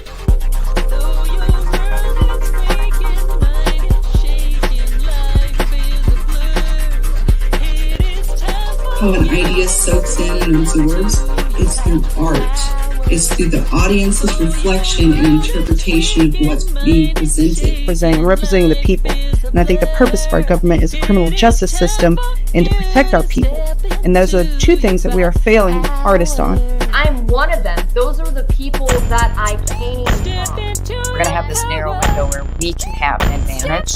We're going to have maximum freedom and limited government. Step into your power. Step into your power.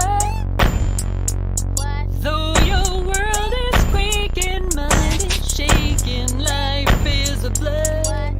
It is time for you to step into your power.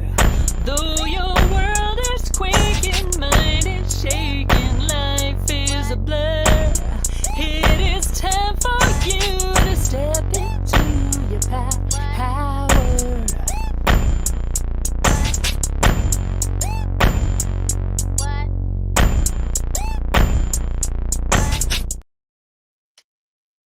All right. Hello. Either. Some things wait. All right. So I was talking about some mailings that they sent out. Okay. Like this is. I'll put you on solo. What's that? There we go. 2 choices for Senate. Okay. Yeah. And what was the I like the backsides, no matter no matter which way you look at it, bad for Ohio. That's like my favorite part of this. There it is. So, That always cracks is me this up. a 2-way race? No, it's a 3-way race. Okay. I'm challenging Senator Sherrod Brown. Okay. Let's see. And there's the other one. Both are bad for Ohio. Someone sent that out for you on you? Yeah, they sent a few. They made a few mailings, trying to they're trying to take votes away from Moreno, which doesn't bother me. This is why I wish. This is one of the reasons. One of those times where I wish I had mounted a bigger campaign effort, just because You didn't realize they were coming after you. Well, there's that, and the fact that if they really think that go to. See what? How many houses do you think that went to? I think just about every registered Republican out there. I mean, they sent these out in bulk. I was like, This is something I've tried to remind folks today, and I want to remind folks again. We are candidates. We are human. Yeah. We are human, and we have to be kind to each other. Oh, and this is at the end of the day, we're your neighbors. We're going to see you at the grocery store. Mm-hmm. So be kind. Be kind. That's all. I mean, unfortunately, that message is kind of lost on some people. Our society's accepted this idea that if someone disagrees with you, they're your enemy, and you've got to dehumanize them as much as possible. And that's one of the things that really, the times I run for office, it's really interesting to see. And once I let go of all the old biases I used to have, just how comfortable people are with dehumanizing someone just for having a different worldview. It's bizarre. I mean, there's always the stereotype of the left-leaning activists, but no. The evangelical conservatives, they wrote the book on it, no doubt about it. And this is one more reason why I will never identify as conservative again, because I'm just seeing how many falsehoods they're putting out there about what their motivations are. And I'm not going to promote that or support it ever again. Yeah. Woo. Well, it's been a good interview. I appreciate it. Thanks for having me on. See, what's funny is I felt so bad because when you and Mike were getting in touch with me, excuse me, I was letting you know that I worked third shift. That's why I missed that window earlier. I remember I set my alarm. I had it set for 11:30. I remember I hit my alarm, and the next thing I remember, I'm looking at my my Fitbit watch, and 12:49. I almost messed myself right there in my bed. I was like, "You got to be kidding me!" I've been trying to keep up with all the Libertarian candidates and trying to find I try to send as many emails and invites to this as I could. And one of my goals was to have all the Libertarian U.S. Senate candidates on the show, because that was, like Mike and we talked about running as a block. Running as a block and just really kind of coming together as a team and like a show of force, because a lot of folks, they think that pull the resources. Yeah. Mm-hmm. Yeah. We were talking earlier about maybe next go around doing like some of those good old joint fundraising activities that Libertarian Party is so good at now. Yeah. Like do it for our candidates. I think that would be a great idea. I think that a lot of people would actually probably pull into something like that if we were running as a block and we had this joint fundraising thing, and then we could have, like I said earlier, we could not necessarily brand it out, but have it go with a theme or something. And it's like, not uniform, but has a message that goes across. And I know we've got the Libertarian branding kit and everything. Yeah. I'm talking about the Libertarian U.S. Senate candidates. Yeah, exactly. And maybe that just needs to be a PAC that gets set up for that. I mean, I know that's not a favorite idea amongst libertarians, because it just seems like it fuels a lot of the like we're almost perpetuating the same broken processes that have got us here. Well, we gotta. Correct. This is a. In some ways, this is a fight. In some ways, this is a game, and we Yep. gotta play by the same rules and fight with the same tools. Oh, I agree, and I think a pact would probably be very effective to for that goal you just laid out there. And I think if you're looking to wrap this up, I just I mean, I don't know if you've talked about what people are going to do after the election, what they're going to do. Mike and I were talking on the phone yesterday, and he was really enthusiastic about this idea. I've had a notion rolling in my head for years now, and I've been doing some studying. I've been doing a lot of reflecting on it. I really want to seriously push a faith and liberty ministry that I Yeah, he was came up with an talking idea for. about that. Yeah. Yeah, and I guess there is already a little bit of branding for faith and liberty by others. So I'm There's going to Christian. I think that I want to say Christian Caucus or something like that. I've heard about that. It doesn't really operate like a caucus. They're not trying to get a block within, say, libertarian delegates and whatnot. Not like, say, the what's like the radical caucus and things like that. Yeah. Is that what you're trying to make as a caucus, or are you trying just to make an auxiliary group? I just want to make it just a ministry. I think one of the biggest problems that we face as believers is that no one understands that just like salvation is on an individual basis, but the path needs to be as individualized as possible too, because you can't coerce people into believing. You can't coerce them into walking into that path, walking on that path that a Christian's supposed to walk. That those paths are all individual. I mean, yeah, and that's why the path is always so narrow, because it's meant for one person at a time, finding their own way, by listening to the gospel message.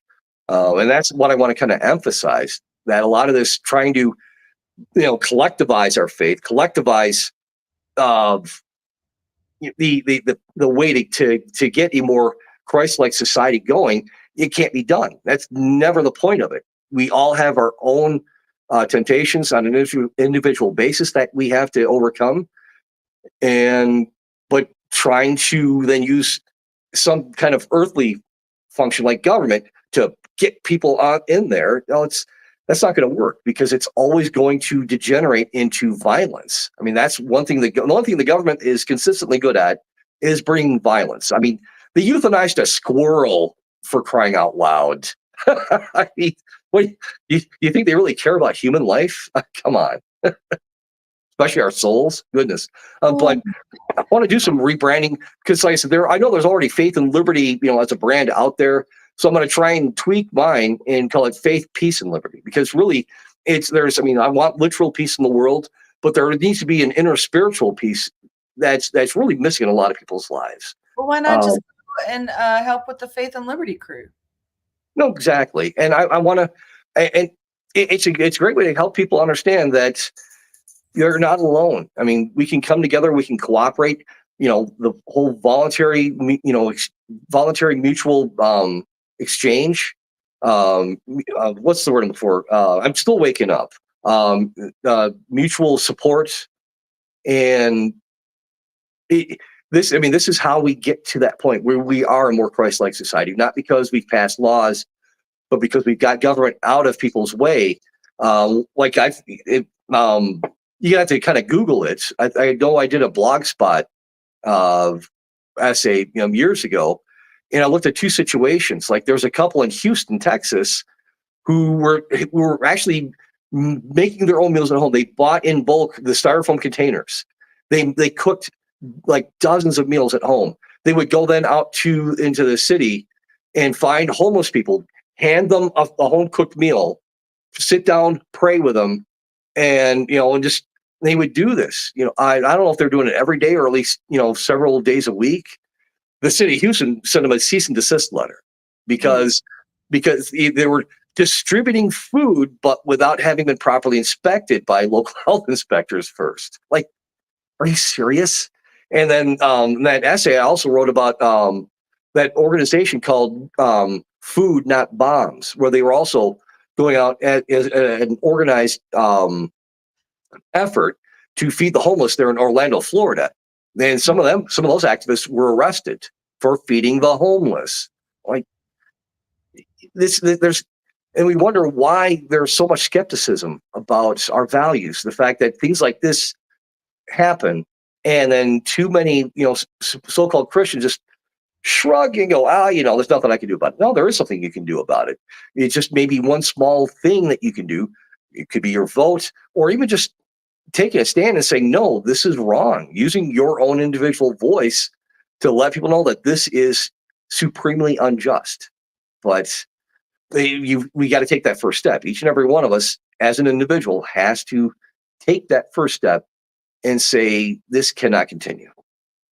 So in that theme and that spirit of mindfulness, I've also, because this is election day, this is also like candidate Thanksgiving Day. Yeah. Thankful for. Say you're thankful. Thank yous. Here you go. What I'm really thankful for is, everyone at the LPO that is, been so supportive and worked very hard to get me on the ballot and try and help, get my name out there. Gosh, I can't thank you all enough. That's why, like when I was talking to Mike on the phone yesterday, I really feel bad that I just didn't and wasn't able to make a harder push, because I know there was so much work that went into just getting my name on the ballot, because I couldn't do it alone. I really got to thank my wife, Sarah. I don't know if she'll ever see this, but the decision to run for office wasn't made in a bubble. I had to talk to her when Dustin Nana called me. I told him, I got to discuss this with her first. And we kind of kicked it around. And then she said, go for it. And the fact that she believed in me and loves me and supports me enough to go ahead and do something like that, knowing, how important something like that is to me. Words are not enough in that kind of situation. They are not enough.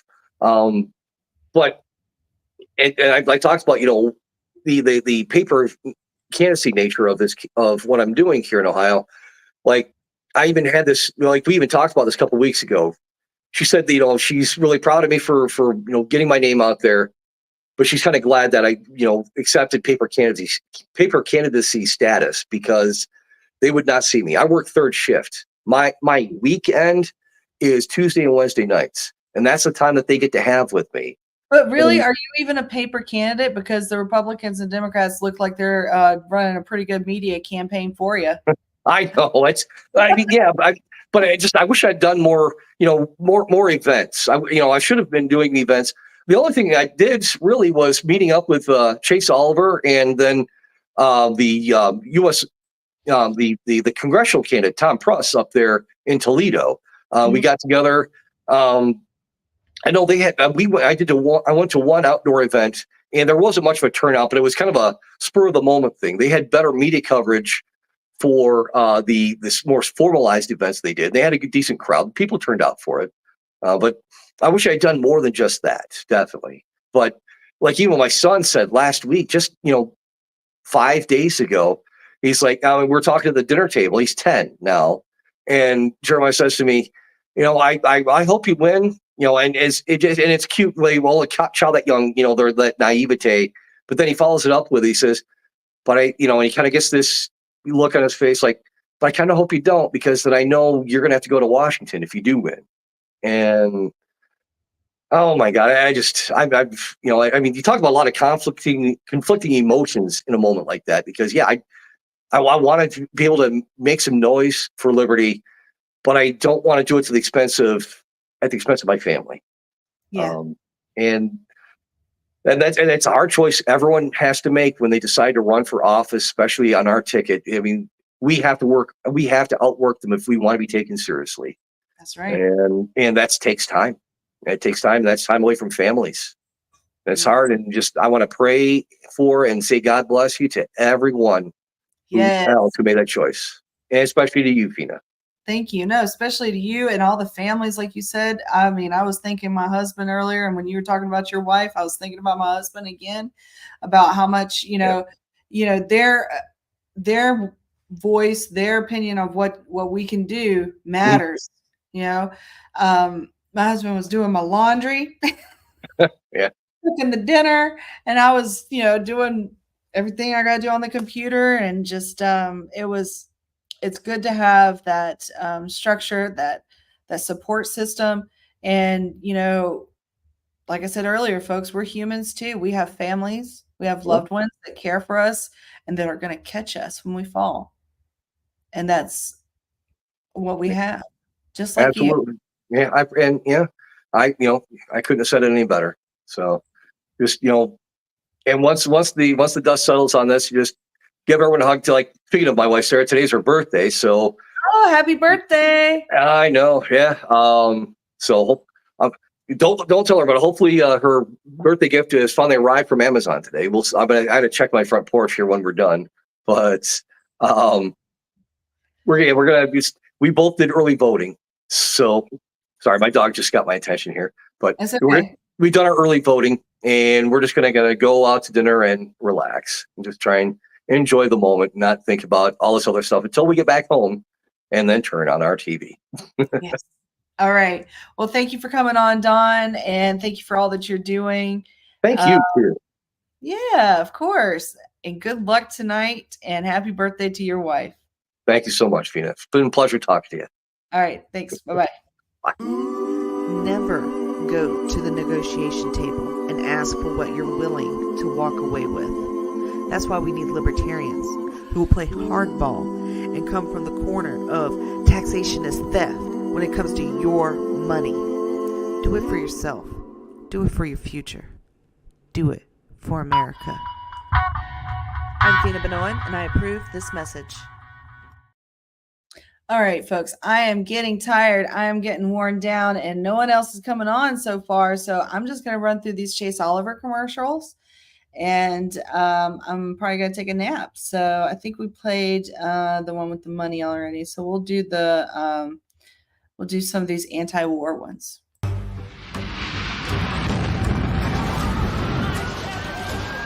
Our war on terror begins with Al-Qaeda, but it does not end there.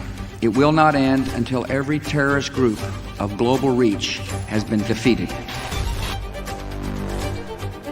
30,000 additional troops that I'm announcing tonight will deploy.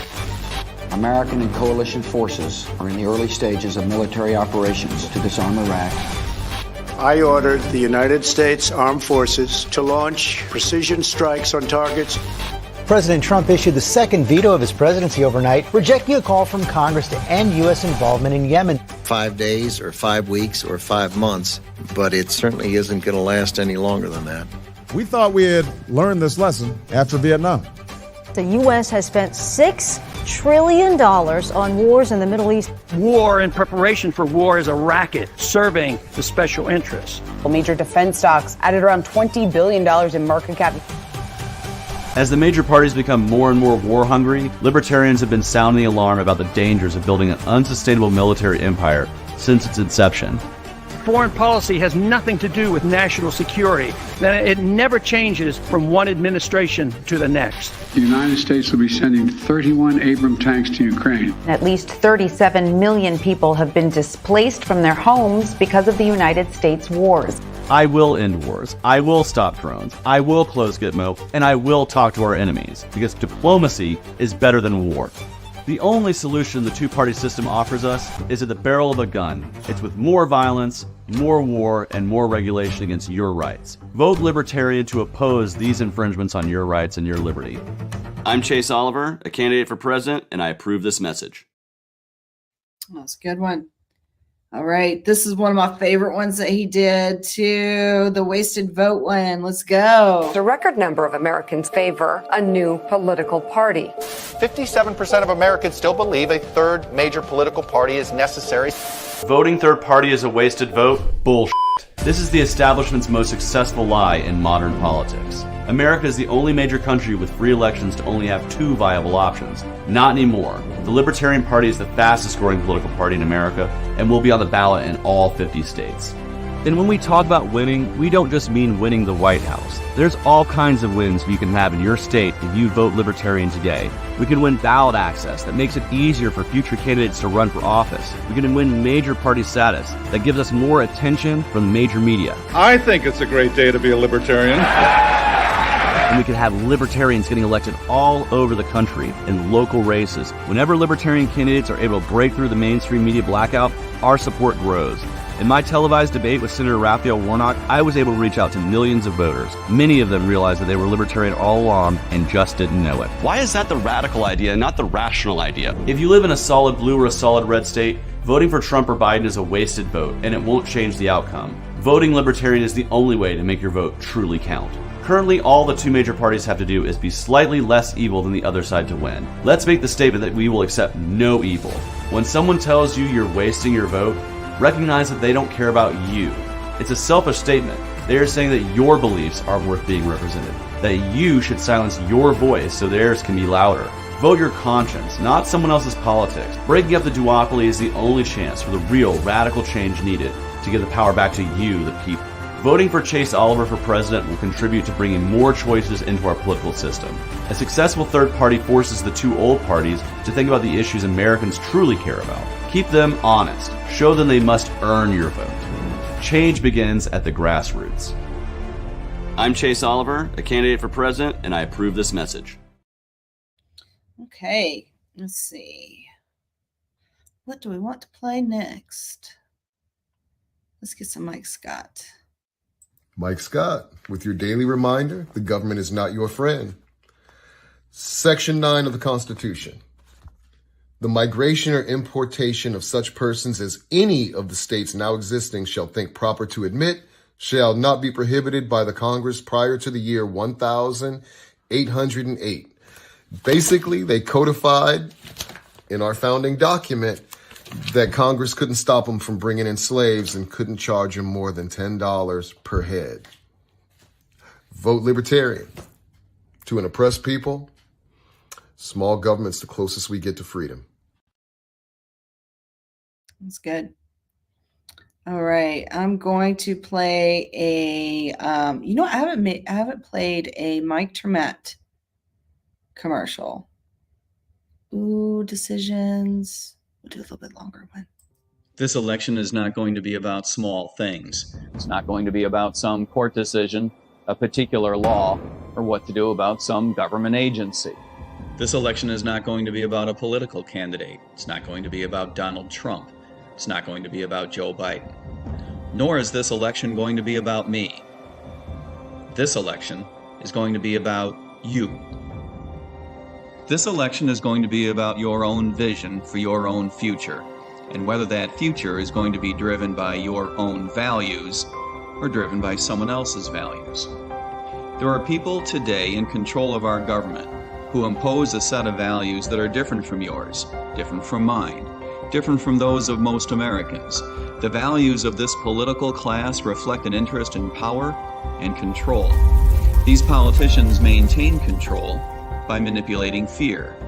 Political parties have pit American against American, undermining our most cherished relationships, quite literally destroying families. The ever-increasing overreach of government has stripped us of our personhood, our individuality, and far too often, our very purpose. Our once thriving people, our culture, our nation, has been forced into an abusive relationship with a government that has gone absolutely mad with power. I'm Mike Tremette. I'm running for president to end the abuse, to build a new relationship between us and our government, to replace the old abusive relationship with what I call a gold New Deal. In any abusive relationship, it can be difficult to see the signs. Signs like gaslighting, violence, wasted money, infidelity. Hope is not lost if we forge a relationship with our government that is, once again, based on our own values, to live and let live, to allow our fellow Americans to pursue happiness according to their own standards. It's time to stop fighting with each other and start fighting a political class that takes our money and disrespects our values. It's time for a gold New Deal. As president, I will end U.S. involvement in foreign wars and stop sending our money and our young people overseas to fight in wars that profit the elite. A Gold New Deal means that I will regain our financial freedom by axing government regulation and spending, by dismantling a Federal Reserve system that undermines our standard of living. A Gold New Deal means that I will reverse the weaponization of our justice system, stop abusive law enforcement practices by demanding accountability, and end a hopelessly counterproductive war on drugs. A Gold New Deal means that I will put an end to the Orwellian surveillance state that offends our rights, break up the FBI that insults our values, and end the CIA that has caused worldwide embarrassment to us as Americans. I'm Mike Tremont, and all I'm asking is for you to stop putting up with the abuse. To learn more, visit goldnewdeal.org.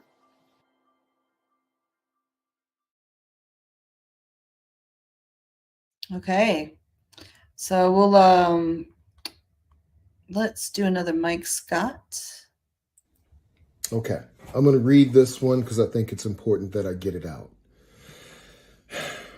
Someone asked why they should vote for me. And I looked at him and I said, okay, this is what I said. I like to preach and I like to teach. And like others, I love the sound of my own voice. But this isn't about me. This isn't about what I believe. I don't care what your politics are. There is only one reason to vote for me. I'm going to tear it all down. I'm only going to tell you the truth. We borrow $100,000 per second. That money is directly transferred to those with assets through taxation and inflation. In other words, the bank owns us. And not only are we not fighting it, we are normalizing our enslavement. Vote Libertarian.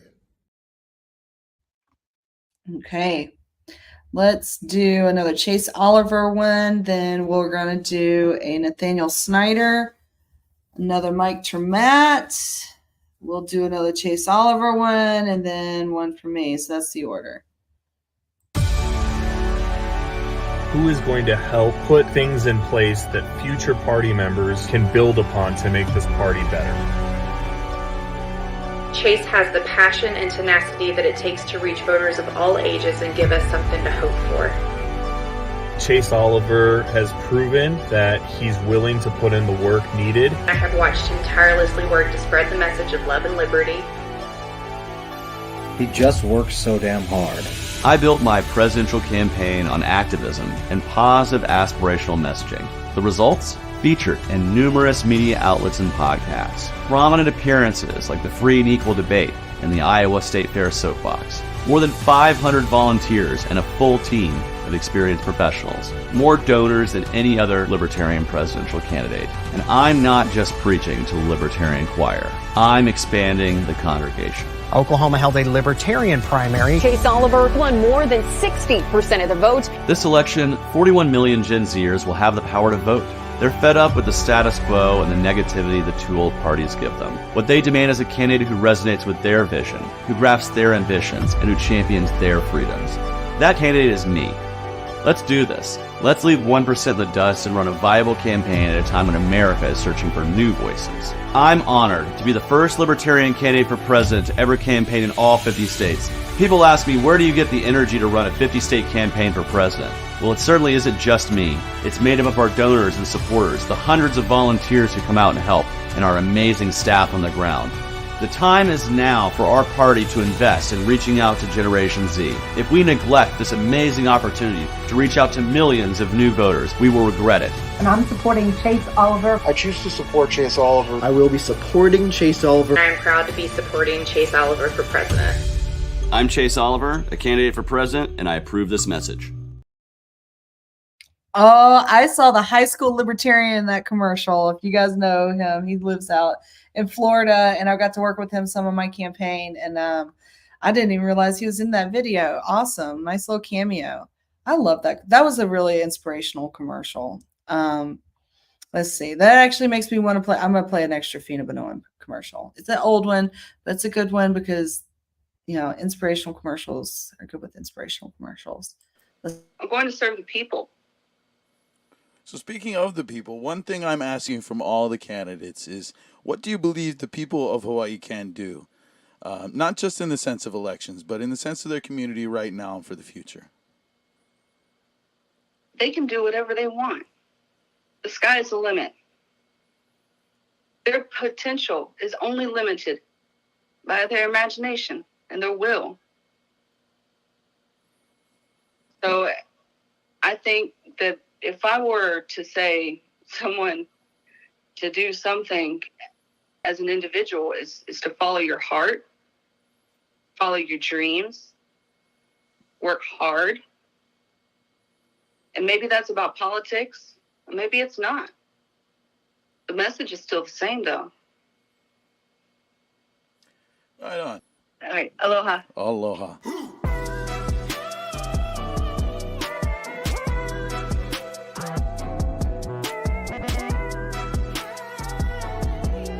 Rabbit Holes is a Manavakal production. This episode was produced by Kalika Hoke and Sarah Rodriguez. Make sure to subscribe and follow on your favorite podcast platforms to add our weekly episodes to your queue.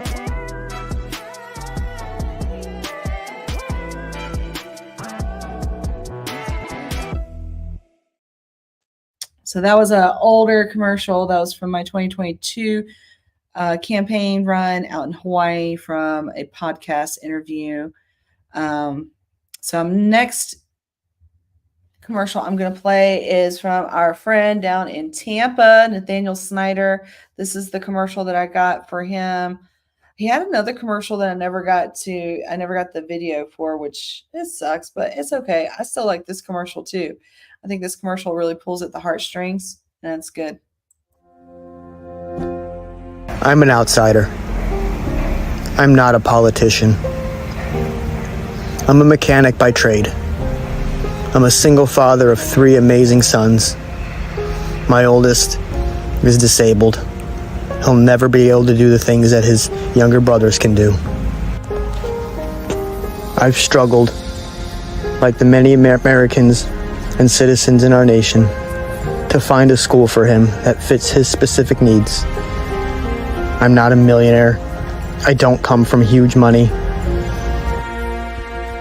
And the reality is, our education system doesn't provide schools for these specific needs. I've struggled to maintain a full-time job while standing at a bus stop that's late. I've struggled to get to work on time. I've struggled to survive in a system that doesn't represent the working class. I've had to budget finances. I've skipped meals. I've done what every loving parent has had to do and sacrifice to ensure that their children are properly taken care of. And I finally made a choice to run for Congress to make sure that this chaos stops. That every single parent and every family has an opportunity to thrive and succeed. To give us a fighting chance again. I'm Nathaniel Snyder. I'm not a politician. I'm a working class American. I'm a single father. And I'm done watching the political class destroy us. SnyderforFL.com. All right. Mike Termat's commercial. I liked this commercial that Mike Termat did with this next one coming up. It kind of pulls to my like military heartstrings as far as like, good old PT in the morning. If you're in the military, if you're out of the military, if you're a veteran, you know I'm talking about that little PT in the morning. What you do with your body should be none of the government's business. Your body is your body. Your property is your property. Your life is your life. Vote Libertarian. My friend Chase Oliver is standing for president, and I'm out here running for vice president on the Libertarian Party ticket because we believe that your decisions should be your own. Go for a run if you want. Or not.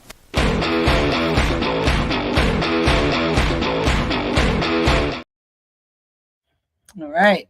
There's that. And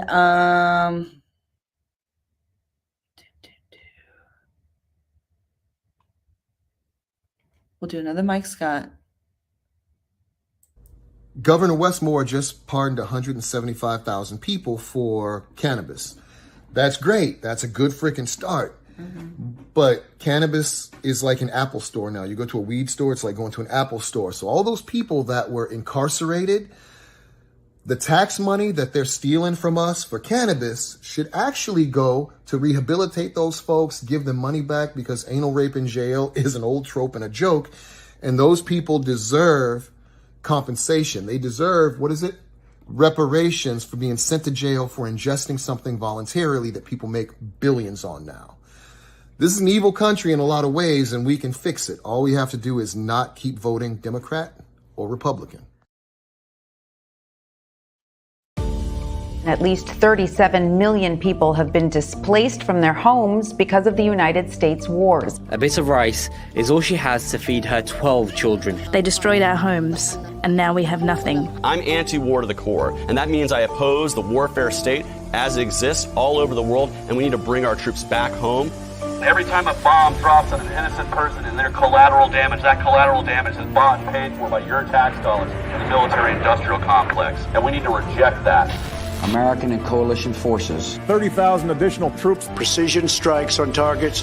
31 Abram tanks to Ukraine. I saw friends of mine getting to go sit to fight and die and be injured in wars that we knew were based on lies that our government was telling us. They tried to expand the security state using 9/11 as an excuse. And that's what got me passionate into politics. We have to fight for a peace-based foreign policy. And we've had presidential candidates in the past say things like, we're going to close Gitmo, we're going to end the wars, we're going to stop the drones, and we're going to actually talk to our enemies using diplomacy as a tool. That presidential candidate actually got elected. His name was Barack Obama, and he lied about every single promise he made. And that pushed me out of the two-party system and right into the hands of the Libertarian Party. And I was welcome in because this is the real anti-war party in this country. I will end wars. I will stop drones. I will close Gitmo, and I will talk to our enemies because diplomacy is better than war. I'm Chase Oliver, the candidate for president, and I approve this message. Okay, I'll play this. All I can say is that my life is pretty plain. I like watching the puddles gathering,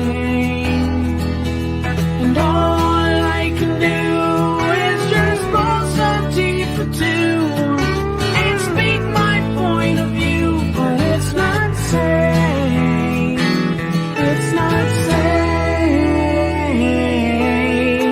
I just want someone to say to me, I'll always be there when you wait. Yeah, that was a good one. You know what time it is. We have not played this the whole day. Not yet. Not once. So it's time.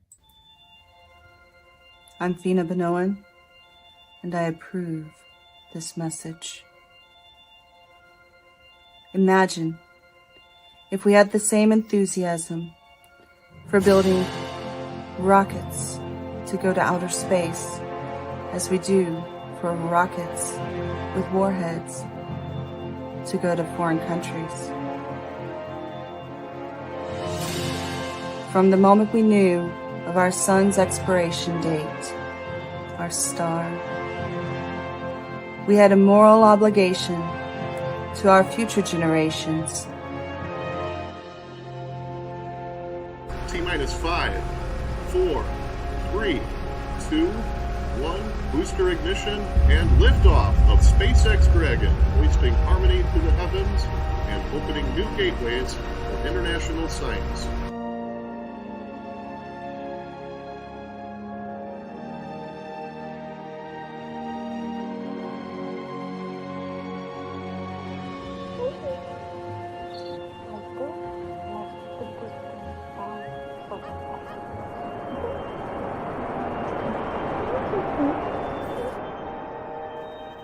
To work together and find a way to escape this peril. It's bigger than one person. It's bigger than a generation. From the moment we knew of our sun's expiration date, our star, we had a moral obligation to our future generations to work together and find a way to escape this peril. This is bigger than one person. It's bigger than one generation. But if we all do what we can, when we can, together, we can save the future of humanity.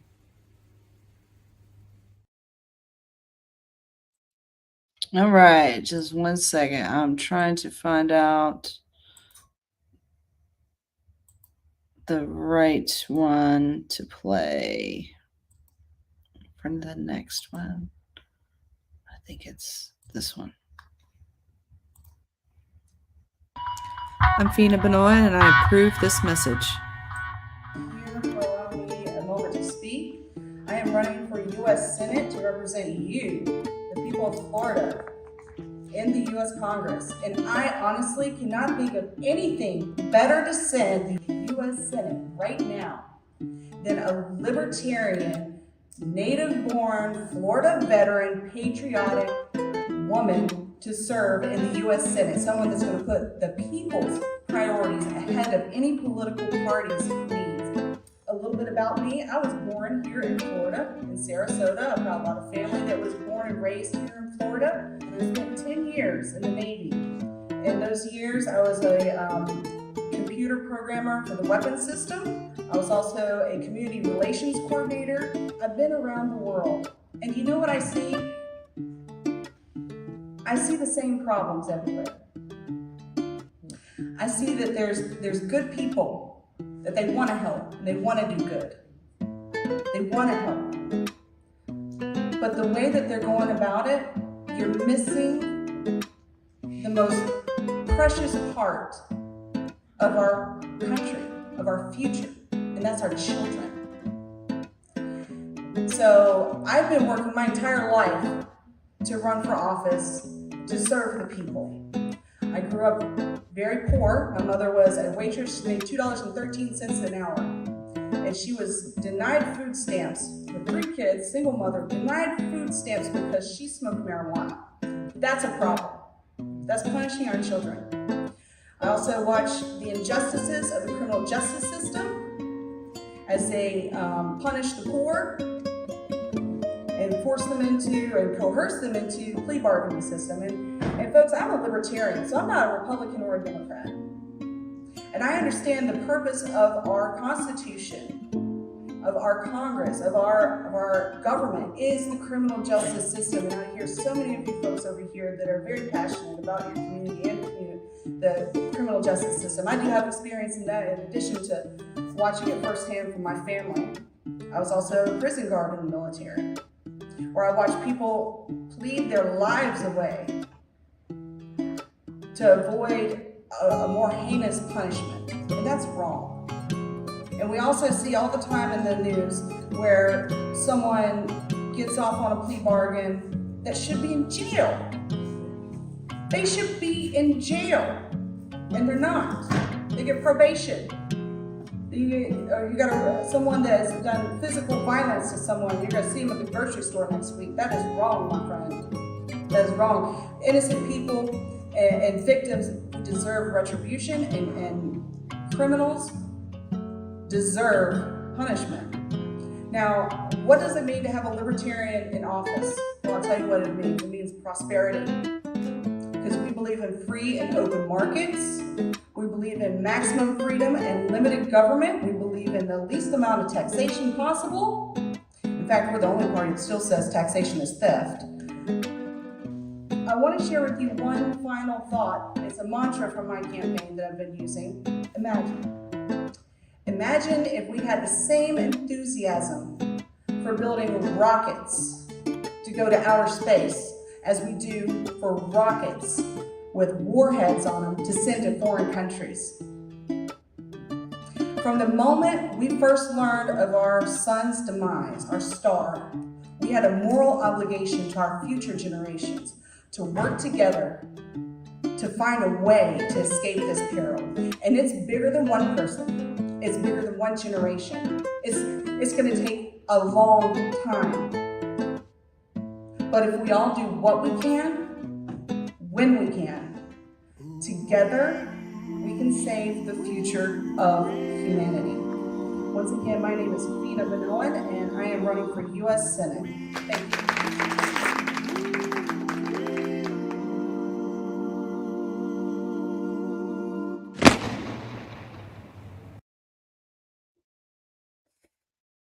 Woo! Okay. I dug that one out of my bank. See, I played the Imagine one. I think I have one more Chase Oliver video or commercial to play. And then, folks, it's going to be time. It's going to be time for that last push for get out the votes. It's a time for you to hit the ballot box. If you haven't already, get in line. I'm going to start looking at the numbers, waiting, maybe start eating cookies and milk. I don't know. Saving the cookies and milk for the numbers to come in. It's one of those things, if you wait and let it build the anticipation of the cookies and the milk, it's much better. So, anyways, I'm going to play the last Chase Oliver video right now. I'm honored to be the first Libertarian candidate for president to ever campaign in all 50 states, and I did it before our nomination. This kind of energy sends a clear signal to the old two-party system that we are a 50-state party and this is a 50-state campaign. Voters deserve a president who doesn't merely focus on a handful of swing states, and the Libertarians will be on the ballot for those voters who want to reject the two-party mediocrity and embrace building a foundation that will last for years to come. All right, folks.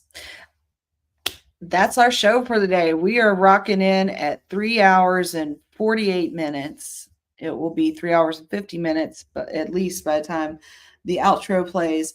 And in this spirit, I just want to thank everyone that has been a part of the show. Again, I want to thank Amber. I want to thank Mike Scott. Mike Scott had no idea what he was getting into when he said he would do this podcast with me, and he has been just I could not have gotten a better co-host than Mike Scott. I really mean that. He has been a really crucial part of this process. I wish him the best of luck today in his campaign. I want to thank Chase Oliver and Mike Tremat for holding down that top ticket spot and doing it with dignity and not selling out to the Republicans or Democrats. Very mindful, very demure. I like it. So I'm trying to think. Okay. Anything else? I want to thank my family again. I want to thank my husband, Dean. I want to thank my Aunt Marilyn, who raised me when I was a teenager, and she gave me a lot of good morals and values. And I want to thank those that aren't with me anymore. I want to thank Tracy Ryan, which I played one of her commercials earlier, who was my first campaign manager and probably my biggest fan I've ever had, other than my husband. And she definitely left a lasting impression on my life, and I know she left a lasting impression on others as well. I want to thank the people in Hawaii for, a great campaign there and setting me up for success for Florida. I want to thank the people of Florida. I want to thank the Libertarian Party of Florida, the Libertarian Party of Duval, the Libertarian Party of St. John's, Clay County, Volusia, Seminole, Pinellas, Sarasota.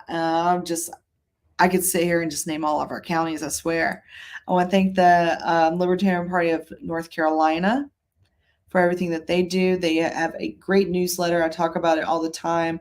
They've got great candidates out there. North Carolina was kind of like the birthplace of my libertarianism, and it's because of the people that are there now in North Carolina, the Libertarian Party out there, that really are just making so many waves and moves out there, and I appreciate everything that you're doing out in North Carolina. So many candidates. I wish you the best of luck tonight. I wish the best of luck for all the candidates that have come on the show. I also want to do a special thank you to Texas, the Libertarian Party of Texas, for putting on this event tonight.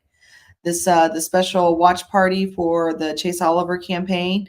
And we're going to have a great night tonight. There's going to be a VIP room, cocktail hour. There's going to be a dinner. I heard there's going to be a dancing. Chase said for me to save some space on my dance card for him. Okay. That's okay. I will. Chase, I'm here for you, dude. If you're watching this, I want you to know you lead. I'm here for you. I'm here for us together. I will be whatever you need me to be. And I'll be myself. Because I can't change that. And don't you change who you're being either.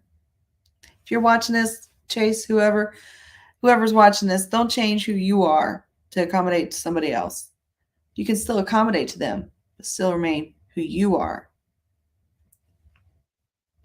So be mindful. We're all humans. Love your neighbors. And I will see you all next Tuesday for a fresh show. I'm thinking about changing the name up. I might keep it as campaign update just for now until I've kind of workshopped a new name. Yeah. It's been so much fun. Thank you for watching. Thank you for participating in this campaign. And thank you for being the beautiful souls that you are. Aloha.